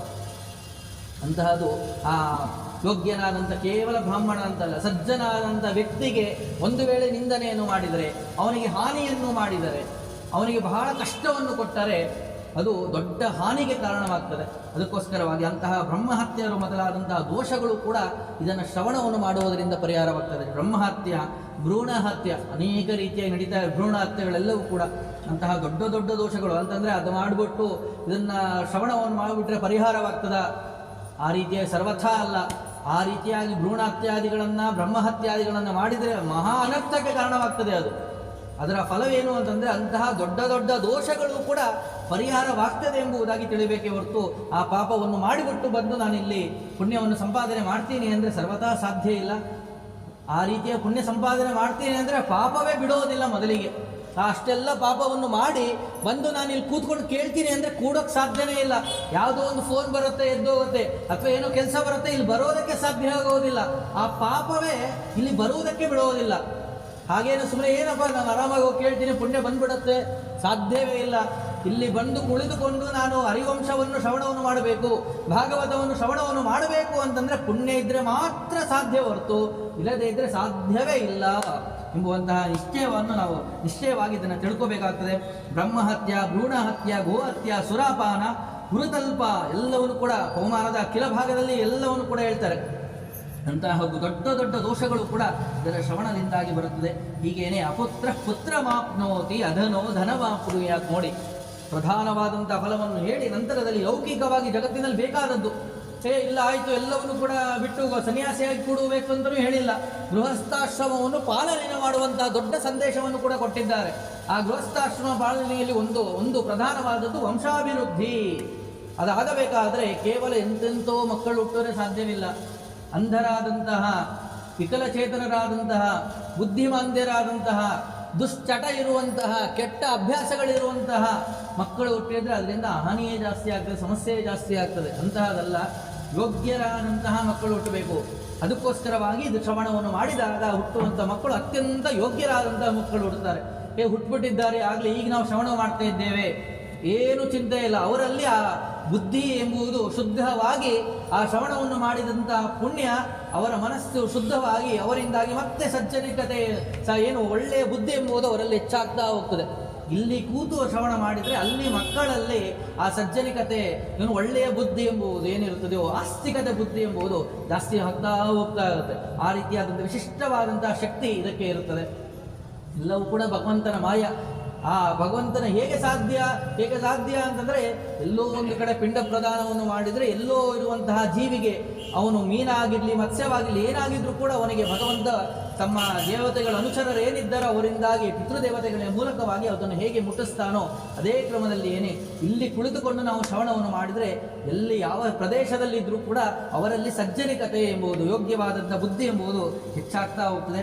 ಆ ಕ್ರಮದಲ್ಲಿ ಅಪುತ್ರ ಪುತ್ರ ಮಾಪ್ನೋತಿ, ಯಾರಿಗೆ ಸಂತಾನ, ಅದಕ್ಕೋಸ್ಕರವಾಗಿ ಬೇರೆ ಶಬ್ದವನ್ನು ಇಟ್ಟಿಲ್ಲ, ಪುತ್ರ ಶಬ್ದವನ್ನು ಇಟ್ಟಿದ್ರು. ಪುತ್ರ ಶಬ್ದದ ವಿಶೇಷತೆ ಅದೇ ಹೇಳಿದ್ದಾರೆ, ಪುನ್ನಾಮಕ ನರಕ ತ್ರಾಯತೆ ಇತಿ ಪುತ್ರ ಅಂತೇಳಿ. ಬೇರೆ ಶಬ್ದ ಇಡಬಹುದಾಯಿತು, ಸುತ ಅಂತ ಇಡಬಹುದಾಯಿತು, ಬೇಕಾದಷ್ಟು ಶಬ್ದಗಳಿದೆ. ಮಗ ಅಂತ ಹೇಳುವುದು, ಮಕ್ಕಳು ಅಂತ ಹೇಳುವುದಕ್ಕೆ ಸಾವಿರಾರು ಶಬ್ದಗಳಿದೆ ಕೋಶದಲ್ಲಿ. ಅಂಥದ್ದು ಎಲ್ಲ ಶಬ್ದವನ್ನು ಬಿಟ್ಟು ವೇದವ್ಯಾಸ ದೇವರು ಈ ಶಬ್ದದ ಸ್ವಾರಸ್ಯ ಏನು ಅಂತಂದರೆ, ಪುನ್ನಾಮಕ ನರಕಾತ್ ತ್ರಾಯತೆ ಇತಿ ಪುತ್ರ. ಪುತ್ರ ಅಂತಂದ್ರೆ ಏನು? ಪುತ್ರ ಅಂತ ಒಂದು ನರಕದ ಹೆಸರು.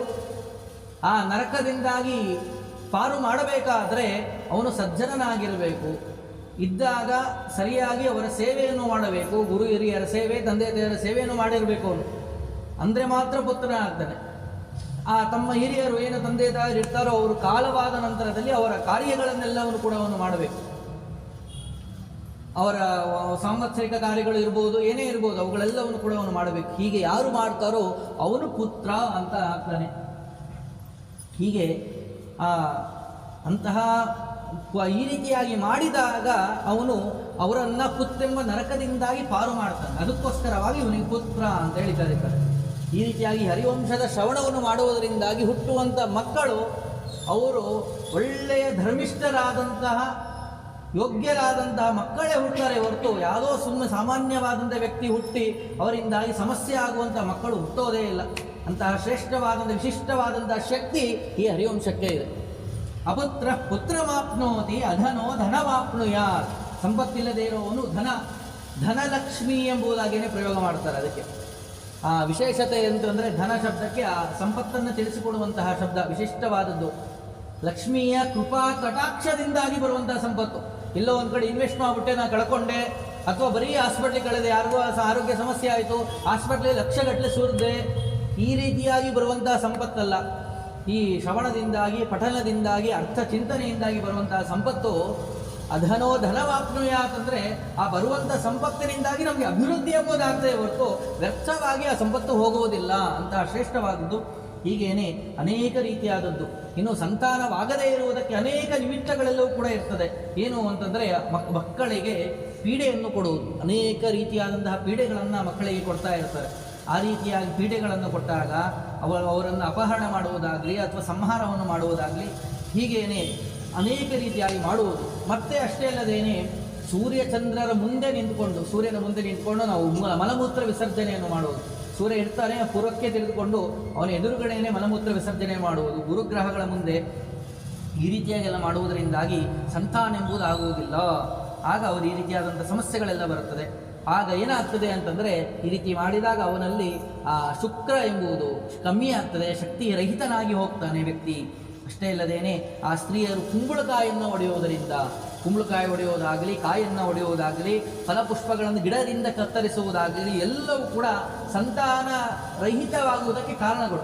ಯಾಕೆ ಸಂತಾನವಾಗಿಲ್ಲ ಅಂತ ಪೂರ್ವದ ಎಲ್ಲ ಕಾರ್ಯಗಳು ಅವುಗಳಿಗೆ ಕಾರಣ ಸಣ್ಣ ಸಣ್ಣವೇ ಎಲ್ಲವೂ ಕೂಡ. ಏನೋ ಗಿಡದಿಂದ ಹಣ್ಣು ಕಿತ್ತೋದೇನು ದೊಡ್ಡ ವಿಷಯನ, ಸಾಮಾನ್ಯವಾದ ವಿಷಯವೇ, ಆದರೆ ಎಲ್ಲವೂ ಕೂಡ ಒಂದು ದೊಡ್ಡ ಪಾಪಕ್ಕೆ ಕಾರಣವಾಗಿ ಹೋಗ್ತದೆ. ಸಂತಾನದಲ್ಲಿ ಹೇಳ್ತಾ ಹೋಗ್ತಾರೆ, ಅವ ಹಣ್ಣುಗಳನ್ನು ಕಿತ್ತರಿಸುವುದು, ತೆಂಗಿನಕಾಯಿಯನ್ನು ಒಡೆಯುವುದು, ಫಲಪುಷ್ಪಗಳನ್ನು ನಾಶ ಮಾಡುವುದು, ಮಕ್ಕಳಿಗೆ ತೊಂದರೆ ಕೊಡುವುದು, ತಂದೆ ತಾಯಿಗಳನ್ನು ಮಕ್ಕಳಿಂದ ಬೇರೆ ಮಾಡುವುದು, ಈ ರೀತಿಯಾಗಿ ಮತ್ತೊಬ್ಬ ಸ್ತ್ರೀಯಲ್ಲಿ ಗರ್ಭಸ್ರಾವವಾಗುವಂತೆ ಮಾಡುವುದು, ಈ ರೀತಿಯಾದಂಥ ಏನು ಪಾಪಗಳಿದೆಯೋ ಪಾಪಗಳಿವೆಲ್ಲವೂ ಕೂಡ ಇವು ಆ ಸಂತಾನ ಇಲ್ಲದೆ ಇರುವಂತೆ ಮಾಡುತ್ತದೆ.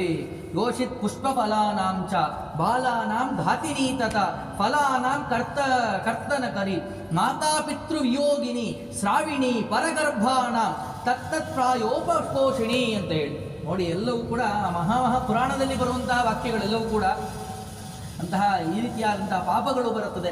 ಆ ಪಾಪದ ಫಲದಿಂದಾಗಿ ಸಂತಾನ ಎಂಬುದಾಗಿರುವುದಿಲ್ಲ. ಅಂತಹ ದೊಡ್ಡ ಪಾಪಗಳೆಲ್ಲವೂ ಕೂಡ ಪರಿಹಾರವಾಗ್ತದೆ ಹರಿವಂಶದ ಶ್ರವಣದಿಂದಾಗಿ. ಅಪುಷ್ಪಾಹ ಮೃತವತ್ಸಾಷ್ಟ ಕಾಕವಂದ್ಯಾಸ್ತತೈವಚ. ಅನೇಕರಿಗೆ ಸಂತಾನ ಎಂಬುದೇ ಆಗಿರುವುದಿಲ್ಲ. ಕೆಲವರಿಗೆ ಸಂತಾನವಾಗ್ತಿದ್ದ ಕೇವಲ ಅಲ್ಪ ಸಂತಾನ, ಕೇವಲ ಒಂದೇ ಒಂದು ಹೆಣ್ಣು ಮಗುವಾಗುವುದು ಅಥವಾ ಕೇವಲ ಹೆಣ್ಣು ಮಕ್ಕಳು ಆಗಿರುವುದು, ಎಲ್ಲವೂ ಕೂಡ ಅಲ್ಪ ಸಂತಾನಕ್ಕೆ ಇದೆಲ್ಲವೂ ಕೂಡ ಅಪುಷ್ಪ ಎಂಬುದರ ಶಬ್ದದಲ್ಲಿ ಬರ್ತದೆ. ಅದಕ್ಕೆ ವ್ಯಾಖ್ಯಾನದಲ್ಲಿ ತಿಳಿಸ್ತಾ ಹೋಗ್ತಾರೆ, ಕೇವಲ ಹೆಣ್ಣು ಸಂತಾನವಾಗಿರುವುದಾಗಲಿ, ಕೇವಲ ಒಂದೇ ಒಂದು ರೀತಿಯಾದಂತಹ ಸಂತಾನವನ್ನು ಪಡೆಯುವುದಾಗಲಿ ಎಲ್ಲವೂ ಕೂಡ ಕಾರಣವಾಗ್ತದೆ. ಹಾಗೆಯೇ ಮಕ್ಕಳನ್ನು ಕೊಲ್ಲುವುದು, ಒಂದ್ಯಾಳ ಆಗಿರುವುದು ಎಲ್ಲವೂ ಕೂಡ ಇಂತಹ ಮಾಡಿದಾಗ ದೋಷಗಳು ಬಂದಿರುತ್ತದೆ. ಈ ರೀತಿಯಾಗಿ ಕಷ್ಟವನ್ನು ಹೊಂದಿರ್ತಾರೆ. ದೋಷ ಪರಿಹಾರಕ್ಕೋಸ್ಕರವಾಗಿ ಅನೇಕ ರೀತಿಯಾದಂತಹ ಉಪಾಯವನ್ನು ತಿಳಿಸಿಕೊಟ್ಟಿದ್ದಾರೆ ಹರಿವಂಶದ ಶ್ರವಣದಿಂದಾಗಿ. ಅದರಲ್ಲಿಯೂ ಕೂಡ ಹೇಗೆ ಶ್ರವಣವನ್ನು ಮಾಡುವುದರಿಂದ ಎಂತಹ ದೋಷಗಳು ಎಲ್ಲವೂ ಕೂಡ ಪರಿಹಾರವಾಗ್ತದೆ ಎಂಬುದನ್ನು ಹೇಳ್ತಾರೆ. ದಶಾವೃತ್ತಿ ಶೃಣೋತ್ಯೇವಂ ಬೀಜಸಾ ಫಲಮಾಪ್ನುಯಾತ್ ಅಂತೇಳಿ. ಅವರಿಗೆ ಮಕ್ಕಳೇ ಆಗ್ತಾ ಇರಲಿಲ್ಲ, ಹುಟ್ಟುಟ್ಟಿ ಮಕ್ಕಳು ಹುಡ್ತಾ ಇದ್ರು, ಮತ್ತೇನೋ ಒಂದು ಸಂದರ್ಭದಿಂದಾಗಿ ಮರಣ ಹೊಂದುತ್ತಾ ಇದ್ರು ಅಂತಂದರೆ 7 ಬಾರಿ ಹರಿವಂಶವನ್ನು ಶ್ರವಣವನ್ನು ಮಾಡಬೇಕಂತ. ಆ ರೀತಿಯಾಗಿ ಮಾಡಿದಾಗ ಅವರಿಗೆ ಕಷ್ಟಗಳು ಪರಿಹಾರವಾಗ್ತದೆ. ಇನ್ನು ಗರ್ಭಸ್ರಾವವಾಗ್ತಾ ಇತ್ತು ಅಂತಂದರೆ 5 ಬಾರಿ ಅದನ್ನು ಶ್ರವಣವನ್ನು ಮಾಡಬೇಕು. ಅಥವಾ ಬೇರೆಯವರ ಮಕ್ಕಳನ್ನೇ ಸಾಕೊಂಡು ಇದ್ದಾರೆ ಅಂತಂದರೆ 3 ಬಾರಿ ಶ್ರವಣವನ್ನು ಮಾಡಬೇಕು. ಕೇವಲ ಹೆಣ್ಣು ಮಕ್ಕಳು ಮಾತ್ರ ಹುಡ್ತಾ ಇದ್ದಾರೆ ಅಂದರೆ 1 ಬಾರಿ ಅದನ್ನು ಹರಿವಂಶವನ್ನು ಶ್ರವಣವನ್ನು ಮಾಡಿದಾಗ ಅವರಿಗೆ ಪುತ್ರೋತ್ಪತ್ತಿ ಎಂಬುದಾಗ್ತದೆ ಎಂಬುದಾಗಿ ತಿಳಿಸಿಕೊಟ್ರು. ಅದನ್ನೇ ಹೇಳ್ತಾರೆ, ದಶಾವೃತ್ತಿರ ಪುಷ್ಪಾರ್ಥಂ ಮೃತವತ್ಸಾದು ಸಪ್ತವೈ ಪಂಚಾವೃತ್ತಿ ಸರ್ವಗರ್ಭಾ ಕಾಳವಂದ್ಯಾತ್ರಯಂ ತದಾ ಕನ್ಯಾ ಪ್ರಸೂತೈಕಾವೃತ್ತಿಂ ಸುತ್ವಾ ಪುತ್ರಮವಾಪ್ನುಯಾತ್. ಈ ರೀತಿಯಾದ ಯೋಗ್ಯನಾದಂತಹ ಯೋಗ್ಯನಾದಂತಹ ಮಗು ಹುಡ್ತಾನೆ ಎಂಬುದಾಗಿ ತಿಳಿಸಿಕೊಟ್ಟಂತಹ ಸರ್ವ ದೋಷಗಳಿಗೂ ಕೂಡ ಪರಿಹಾರಕವಾದದ್ದು ಈ ಹರಿವಂಶ ಎಂಬುದಾಗಿ ತಿಳಿಸಿ, ಹೀಗೇನೆ ಈ ಹರಿವಂಶವನ್ನು ಶ್ರವಣ ಮಾಡುವುದು ಅದೇ ಕ್ರಮದಲ್ಲಿಯೇ ಆ ಶ್ರವಣವನ್ನು ಮಾಡುವಂತಹ ಕ್ರಮ ಹೇಗೆ ಶ್ರವಣವನ್ನು ಮಾಡಬೇಕು ಅಂತಂದರೆ ಅದನ್ನು ಕೂಡ ತಿಳಿಸ್ತಾ ಹೋಗ್ತಾರೆ. ವಿಶೇಷವಾಗಿ ಹರಿವಂಶವನ್ನು ಶ್ರವಣವನ್ನು ಮಾಡುವಂತಹ ಕಾಲದಲ್ಲಿ ಗೋವಿನ ಸೇವೆಯನ್ನು ಮಾಡಬೇಕು, ಅಶ್ವತ್ಥ ವೃಕ್ಷದ ಸೇವೆಯನ್ನು ಮಾಡಬೇಕು, ಸಂತಾನ ಗೋಪಾಲ ಕೃಷ್ಣನ ವಿಶೇಷವಾದ ಏನು ಕೃಷ್ಣನ ಮಂತ್ರ ಜಪ ಇದೆಯೋ ಆ ಜಪವನ್ನು ಮಾಡಬೇಕು ಎಂಬುದಾಗಿ ತಿಳಿಸಿದ್ದಾರೆ. ಹೀಗೇನೆ ಅದರಿಂದಾಗಿ ಅನೇಕ ರೀತಿಯಾದಂತಹ ವಿಶೇಷವಾಗಿ ಈ ರೀತಿಯಾಗಿ ಮಾಡಿದಾಗ ಆ ಫಲ ಎಂಬುದು ಜಾಸ್ತಿ ಆಗ್ತಾ ಹೋಗ್ತದೆ ಎಂಬುದಾಗಿ ತಿಳಿಸಿ, ಈಗ ವಿಶೇಷವಾಗಿ ಭಾದ್ರಪದ, ಆಶ್ವಯುಜ, ಕಾರ್ತಿಕ, ಮಾರ್ಗಶೀರ್ಷ, ಆಷಾಢ, ಶ್ರಾವಣ ಹೀಗೇನೆ ಅನೇಕ ಮಾಸಗಳಲ್ಲಿಯೂ ಕೂಡ ಶ್ರವಣವನ್ನು ಮಾಡುವಂತಹ ಕ್ರಮವನ್ನು ತಿಳಿಸಿ ಹೀಗೇನೆ ಇದರ ಅನೇಕ ರೀತಿಯಾದಂತಹ ಫಲವನ್ನು ತಿಳಿಸಿ ಸಂಕಲ್ಪವನ್ನು ಹೇಳ್ತಾ ಇದ್ದಾರೆ. ಅದ್ಯ ಪೂರ್ವೋಚ್ಚರಿತ ಯೋಗುಣ ವಿಶೇಷ ವಿಶಿಷ್ಟಾಯಾಂ ಶುಭತಿಥೋ ಭಾರತೀ ರಮಣ ಮುಖ್ಯ ಪುರಾಣಾಂತರ್ಗತ ಶ್ರೀ ವಿಷ್ಣು ಪ್ರೇರಣೆಯ ಶ್ರೀ ವಿಷ್ಣು ಪ್ರೀತ್ಯರ್ಥಂ. ಎಲ್ಲರೂ ಕೂಡ ತಮ್ಮ ತಮ್ಮ ಗೋತ್ರಗಳನ್ನು ಪಠನೆಯನ್ನು ಮಾಡ್ಕೊಂಬಿಡಿ. ಅಮುಕ ಗೋತ್ರೋತ್ಪನ್ನಸ್ಯ ಅಮುಕ ಪ್ರವರಾನ್ವಿತ ಅಮುಕ ಶರಮಣ ಅಮುಕ ಜಾಗಕ್ಕೆ ನಿಮ್ಮ ಹೆಸರು, ನಕ್ಷತ್ರ, ರಾಶಿ, ಗೋತ್ರವನ್ನು ಹೇಳ್ಕೊಳ್ಳಿ. ಸಪತ್ನೀಕಸ್ಯ ಮಮ ಅಂತ ಹೇಳ್ಕೋಬೇಕು. ಜನ್ಮಾಂತರೆ ಮಯ ಮನಸ್ಸಲ್ಲಿ ಹೇಳ್ಕೊಳ್ಳಿ ಎಲ್ಲರೂ ಕೂಡ. ಜನ್ಮಾಂತರೆ ಮಯ ಆಚರಿತ ಪಾತಕ ಉಪಪಾತಕ ಮಹಾಪಾತಕ ಕೋಟಿ ನಾಶಪೂರ್ವಕಂ ತೇನ ಪಾಪ ಸಂಚಯೇನ ಕೃತ ಸಂತಾನ ಬಾಧಕತ ವಿನಾಶಪೂರ್ವಕಂ ಸತ್ಸಂತಾನ ಪ್ರಾಪ್ತ್ಯರ್ಥಂ ತಾದೃಶ ಸಂತಾನಸ್ಯ ಆಯುಃ ಆರೋಗ್ಯ ಐಶ್ವರ್ಯ ಪ್ರಾಪ್ತಿದ್ವಾರ ಉತ್ತರೋತ್ತರ ಅಭಿವೃದ್ಧ್ಯರ್ಥಂ ಶ್ರೀಮದ್ ಹರಿವಂಶ ಪ್ರತಿಪಾದ್ಯ ಶ್ರೀ ಸಂತಾನ ಗೋಪಾಲಕೃಷ್ಣಸ್ಯ ಪ್ರೀತಿಂ ಕಾಮಯಮಾನಃ ಅಹಂ ಪತ್ನ್ಯಾ ಸಹ ಶ್ರೀಮದ್ ಹರಿವಂಶ ಪುರಾಣಂ ಶ್ರವಣಂ ಕರಿಷ್ಯೇ. ತಮ್ಮ ಬಲಗಿವಿಯನ್ನು ಎಲ್ಲರೂ ಕೂಡ ಮುಟ್ಕೊಂಬಿಡಿ. ಗಂಗೆಯ ಸನ್ನಿಧಾನ ಇರುತ್ತದೆ. ವಿಶೇಷವಾಗಿ ಯಾವ ವಿಶ್ವಂಬರ ಗಣಪತ್ಯಂತರ್ಗತನಾದಂತಹ ವಿಶ್ವಂಬರ ರೂಪಿ ಭಗವಂತ ಇದರಿಂದಾಗಿ ಪೂರ್ಣವಾಗಿ ಅನುಗ್ರಹವನ್ನು ಮಾಡಲಿ. ನಿರ್ವಿಘ್ನವಾಗಿ ಏನು 1 ವರ್ಷಗಳ ಪರ್ಯಂತರವಾಗಿ ನಾವು ಪ್ರತಿ ತಿಂಗಳಿನಲ್ಲಿಯೂ ಕೂಡ 3 ದಿನಗಳ ಪರ್ಯಂತರವಾಗಿ ಈ ಹರಿವಂಶವನ್ನು ಶ್ರವಣವನ್ನು ಮಾಡ್ತೇ ಇದ್ದೇವೋ ನಿರ್ವಿಘ್ನವಾಗಿ ದೇವರು ನಡೆಸಿಕೊಡಲಿ ಎಂಬುದಾಗಿ ಪ್ರಾರ್ಥನೆಯನ್ನು ಮಾಡಿಕೊಳ್ಳೋಣ. ಶುಕ್ಲಾಂಬರಧರಂ ವಿಷ್ಣು ಶಶಿವರ್ಣಂ ಚತುರ್ಭುಜಂ ಪ್ರಸನ್ನ ವದನಂ ಧ್ಯಾಯೇತ್ ಸರ್ವವಿಘ್ನೋಪಶಾಂತಯೇ ವಕ್ರತುಂಡ ಮಹಾಕಾಯ ಸೂರ್ಯಕೋಟಿ ಸಮಪ್ರಭ ನಿರ್ವಿಘ್ನಂ ಕುರು ಮೇ ದೇವ ಸರ್ವಕಾರ್ಯೇಷು ಸರ್ವದಾ ನಾರಾಯಣಂ ನಮಸ್ಕೃತ್ಯ ನರಂ ಚೈವ ನರೋತ್ತಮಂ ದೇವೀಂ ಸರಸ್ವತೀಂ ವ್ಯಾಸಂ ತಥೋ ಜಯಮುದೀರಯೇತ್ ಎಂಬುದಾಗಿ ಪ್ರಾರಂಭವನ್ನು ಮಾಡ್ತಾರೆ. ಭಗವಂತ ಸರ್ವೋತ್ತಮನಾದಂಥ ಶ್ರೀಮನ್ನಾರಾಯಣನಿಗೆ ನಮಸ್ಕಾರವನ್ನು ಮಾಡಿ ಗ್ರಂಥವನ್ನು ಪ್ರಾರಂಭವನ್ನು ಮಾಡ್ತಾ ಇದ್ದಾರೆ. ನಾರಾಯಣಂ ನಮಸ್ಕೃತ್ಯ. ಆ ಭಗವಂತ ನಾರಾಯಣ ಅಂತಂದ್ರೆ ಏನು? ಆಪೋ ನಾರಹ ಇದು ಪ್ರೋಕ್ತ ಅಂತ ಹೇಳಿ ನೀರಿನಲ್ಲಿ ಮಲಗಿದ್ದಾನೆ ಭಗವಂತ, ಅದಕ್ಕೋಸ್ಕರವಾಗಿ ಅವನಿಗೆ ನಾರಾಯಣ ಎಂಬುದಾಗಿ ಹೆಸರಿದೆ. ಅನೇಕ ರೀತಿಯಾದಂಥ ಅರ್ಥಗಳನ್ನು ತಿಳಿಸ್ತಾರೆ. ನರ ಸಂಬಂಧಿಯಾದಂಥವರು ನಾವೆಲ್ಲರೂ ಮನುಷ್ಯರು. ನರ ಸಂಬಂಧಿಯಾದಂಥವನು ಯಾರು? ಮುಖ್ಯ ವಾಯುವರು.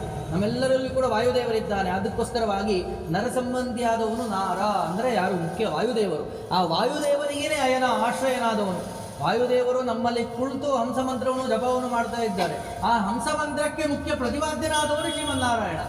ಅದಕ್ಕೋಸ್ಕರವಾಗಿ ಆ ವಾಯುದೇವರು ನಾರ ಎಂಬುದಾಗಿ ಅವನಿಗಾಯನ ಮುಖ್ಯ ಆಶ್ರಯನಾದವನು, ಅವನ ರಕ್ಷಣೆಯನ್ನು ಮಾಡುವವನು. ಅದಕ್ಕೋಸ್ಕರ ಅವನಿಗೆ ನಾರಾಯಣ ಎಂಬುದಾಗಿ ಕರೀತಾರೆ. ಇನ್ನು ಹಾಗೆಯೇ ಅನೇಕ ರೀತಿಯಾದಂತಹ ಅರ್ಥಗಳು ಕೂಡ ಇದೆ. ಈ ರೀತಿಯಾಗಿ ನರ ಶಬ್ದಕ್ಕೆ ನಾವೆಲ್ಲರೂ ಕೂಡ ಮನುಷ್ಯರು ಅಂತ ಇದ್ದಂತೆ ನರ ಸಂಬಂಧಿಯಾದಂತಹ ಗ್ರಂಥ ನಾವು ತಿಳಿಯುವಂತಹ ಮಹಾಭಾರತ, ಭಾಗವತ, ಹರಿವಂಶ ಎಲ್ಲವೂ ಕೂಡ ನಾರ ಅಂತ ಇದೆ. ಅವೆಲ್ಲದರಿಂದಲೂ ಕೂಡ ಮುಖ್ಯವಾಗಿ ತಿಳಿಯುವನು ಯಾರು? ಎಲ್ಲ ಗ್ರಂಥಗಳಿಂದ ಮುಖ್ಯ ಯಾರನ್ನ ತಿಳಿಸಿಕೊಡ್ತಾ ಇದ್ದಾನೆ ಅಂತಂದರೆ ನಾರಾಯಣನನ್ನ. ಅದಕ್ಕೋಸ್ಕರವಾಗಿಯೂ ಕೂಡ ನಾರಾಯಣ ಎಂಬುದಾಗಿ ಭಗವಂತನಿಗೆ ಕರೀತಾರೆ. ಹೀಗೇನೆ ಅಂತಹ ಭಗವಂತ ಸರ್ವೋತ್ತಮನಾದಂಥವನು. ಅರ ಶಬ್ದಕ್ಕೆ ದೋಷ ಎಂಬುದಾಗಿ ಅರ್ಥ. ನಾರ ಅಂತಂದರೆ ದೋಷ ಇಲ್ಲದೇ ಇರುವವನು ಅಂತ ಅರ್ಥ.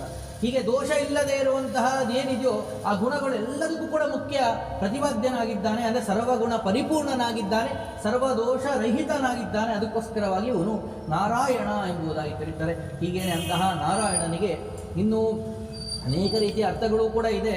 ಮುಖ್ಯ ಪ್ರತಿಪಾದ್ಯನಾದವನು, ಒಂದ್ಯತ್ವೇನ ಮುಖ್ಯ ಪ್ರತಿಪಾದ್ಯರಾದವರು ಯಾರು? ನಾವು ಯಾರ್ಯಾರಿಗೆ ನಮಸ್ಕಾರವನ್ನು ಮಾಡ್ತೀವಿ? ಲಕ್ಷ್ಮೀ ದೇವಿಗೆ ನಮಸ್ಕಾರ ಮಾಡ್ತೀವಿ. ಯಾಕೆ? ಸಂಪತ್ತಿಗೋಸ್ಕರವಾಗಿ ಲಕ್ಷ್ಮೀ ದೇವಿಗೆ ನಮಸ್ಕಾರವನ್ನು ಮಾಡ್ತೀವಿ. ಸೃಷ್ಟಿಕರ್ತನಾದ ಬ್ರಹ್ಮದೇವರಿಗೆ ನಮಸ್ಕಾರವನ್ನು ಮಾಡ್ತೀವಿ. ಮನೋನಿಯಾಮಕರಾದಂಥ ಶಿವನಿಗೆ ನಮಸ್ಕಾರವನ್ನು ಮಾಡ್ತೀವಿ. ಆ ಇಂದ್ರನಿಗೆ ನಮಸ್ಕಾರವನ್ನು ಮಾಡ್ತೀವಿ, ಮಳೆ ಬೆಳೆ ಚೆನ್ನಾಗಾಗಲಿ ಅಂತ ಹೇಳಿ. ಹಂಗೆ ಹೇಗೆ ಒಂದತ್ವೇನ ನಮಸ್ಕೃತರಾದಂಥವರು ಯಾರ್ಯಾರಿದ್ದಾರೋ ಅಂತಹ ಎಲ್ಲ ದೇವತೆಗಳಿಂದಲೂ ಕೂಡ ಇವರು ಒಂದೇನಾಗಿದ್ದಾರೆ. ಅದಕ್ಕೋಸ್ಕರವಾಗಿಯೂ ಕೂಡ ಇವನು ನಾರಾಯಣ ಅಂತ ಹೇಳಿ ಕರೀತಾರೆ.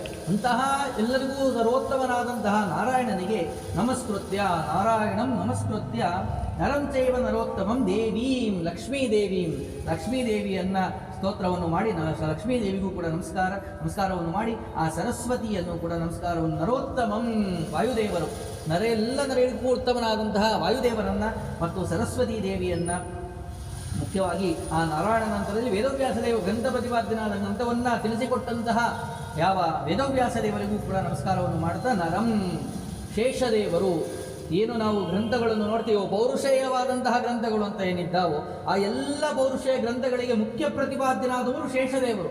ಆ ಶೇಷದೇವರನ್ನು ಸ್ಮರಣೆ ಮಾಡ್ತಾ ಇದ್ದಾರೆ.